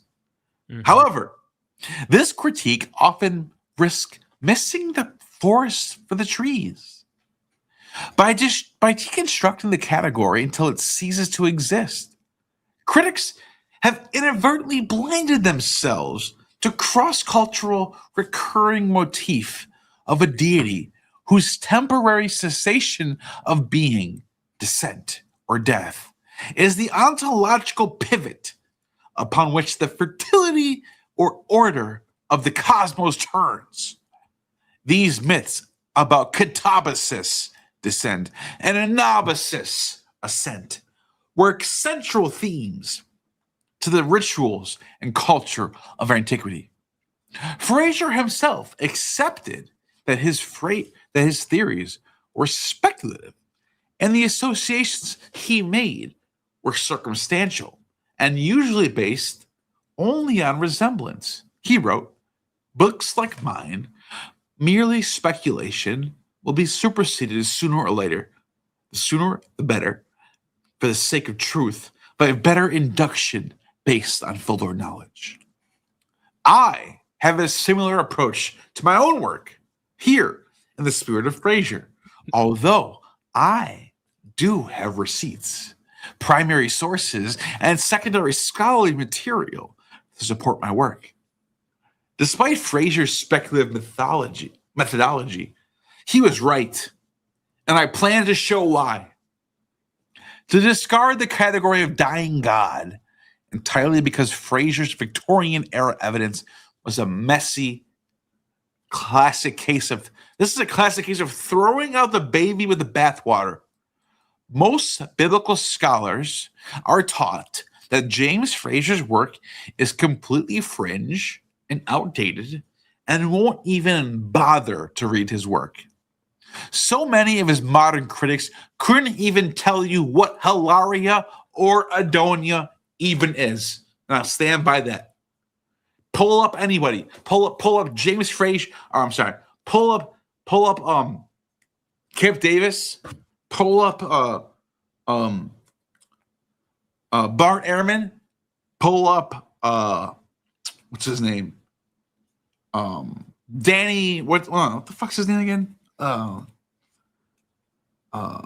you talking about Dan McClellan? Dan McClellan, thank you. Pull up any of those three guys. Ask them, hey, Danny McClellan. Hey, Bart Ehrman. Hey, Kip Davis. Do you even know what Hilaria is? Tell me what Hilaria even is. They have no fucking clue. They don't fucking know what it is. Or Adonia. Or what Fraser even wrote about. I'm sorry. I'm just being real right now. Those three people have no fucking clue what those two things are. So okay, they don't know what Fraser wrote about. They just know he's wrong. Don't give your whole chapter now. Don't be giving the whole. Let me finish. Let me finish my thought. Okay. They just know from their professors at their divinity master schools that Fraser is wrong and outdated. Fraser demonstrated that not only do gods die and return, but these resurrections were central to the festivals and rituals of local cults around the world. And the cultures that believed these resurrections also believed that they could take part in them through sympathetic or homeopathic magic. Fraser points out that these vegetation gods, Adonis, Attis, death memorials had ritual mourning by communities, followed by joyous celebration, and in some cases, ritual consumption of a sacred food and beverage that symbolized the communion with the gods. These were ritual acts of magic that directly influenced Christian rituals like the Eucharist. Yep. Critics of Fraser often tend to focus on the surviving myths in literature, despite knowing we have lost over 98% of texts from antiquity. Oh shit, what just happened to you? That was weird. I think the gods are trying to tell you. I think the gods are trying to tell me that's enough for now. That's enough for now, Neil. I got to get some food in me soon, bro. Look, stay tuned. Neil's got a book coming out. Yeah, no, seriously though. That was, I didn't press, I don't know what just happened. That literally was telling you. That's it. That was weird. I didn't press anything. Derek had to press that button right there. No, how could I control what's on your computer? The point is this. From what you just heard, I'm setting the tone. I am being very, what's the word? Antagonistic towards some of the culture, some of the norms in scholarship today. So, and this is not just the shit on Kip Davis or Dan or Bart. They're all very, these are smart people. But I'm telling you that they're wrong. For multiple reasons. My book is, how many words is it? It's about 100,000 words describing why they're wrong. Okay. Stay tuned. He's going to have his book and everybody's going to hear about it when it does come out. Me and Jacob have both written articles. I'm sure, Jacob, you have plenty of articles that you've probably told about your audience, and I've done a few too. A few with Bob Price, and I did one I wrote that's on academia.edu called The Minimal Doubts Argument. But what do you want to mention yours before we get to these last few supers? No, I don't really have anything more to say right now. Okay. Disonics, thank you so much. Naughty Heathen, thank you for being here, being someone's member, and super chatting that 20 bomb. As heathens today, if we are going to know the reality of the Odin as Sigfather, then we need to understand how the Christian victory was ordained. The same principle applies to any other pagan practice today. Thank you. Really appreciate that. Yeah. It's as heathens today, if we're going to know the reality of Odin as Sigfather, then we need to understand how the Christian victory was ordained. Yeah. Through fuckery, obviously. Yeah. There's a lot through social pressure. Yeah. Through you know what I mean? Pressure, through the sword. Because the Odinists did not just give up their tradition. Like, Naughty Heathen, I know who you are, Naughty Heathen. I've seen you around. Do you actually think that the Odinists were sitting around in Germany and in Norway and Scandinavia, and they just said, in Denmark, and they just said one day, you know what? We're a bunch of idiots. The Christians are right. Let's give up our homes and our culture to the Christians. No, they fought against the Christians. And they lost because of social pressure. That's what happened. And war and all that. Yeah. Thank you so much. William Ahrens in the house. Thank you again, William. Today in his sermon, Chief Apostle Schneider of the New Apostolic Church said, Jesus will only return if believers call on him to do so. And wars of today will only end when God intervenes. Well, that's terrible. I think that's handicapping people from taking it upon themselves to stop these things. You know what I mean? Yeah. That's terrible. Like expecting. Yes, William. War will always continue until. Shout out to William. Cut this out. Yeah, William. You know what I mean? Shout out to William. Hold on. Full screen. Here you go. Oh, sorry. There you go. Shout out to William. Shout out to William. Neil's got the Bacchus going on, the Bacchus spirit right now. He's a satyr enjoying Dionysus. William Ahrens, again, I realized those points of the sermon that to be at peace with what is preached in my church meant I have to accept the concept of a God who appears only when asked and humans powerless to stop wars. So, okay. You figured it out. He figured it out. Yeah. This is another way of looking at it. He figured it out. Yeah, William, you have just figured it out. The soul. There you figured it out, William. Thank you, William. All right. Look, I need to get some food in me. Any final statement? I'm ready to wrap things up. I have nothing more to add. Neil, you good? You have just that's it. That's it. My chat went down to 187, so I think they're all checked out too. So, bro, it's all good. Look, everybody, what's your slogan, Jacob? We have ours. What's yours? I don't think I have. We're gonna about to attain true gnosis. True gnosis. And we are Myth Vision. We got to make you one, Jacob. You're next. Yeah, we're gonna make one, bro. Thank you, everybody who's shown love, comments, like. I love you all. Super chats. We love you. Especially Bakken Pan, my man. Yes, absolutely. Have a good night. All right. Bye. Bye. Son, do you want to know what the truth is? After this, there's no turning back. You take the blue pill and you wake up in your bed and believe whatever you want to. You take the red pill and you stay in Wonderland, and I show you just how deep the rabbit hole goes. Remember, all I'm offering is the truth, nothing more.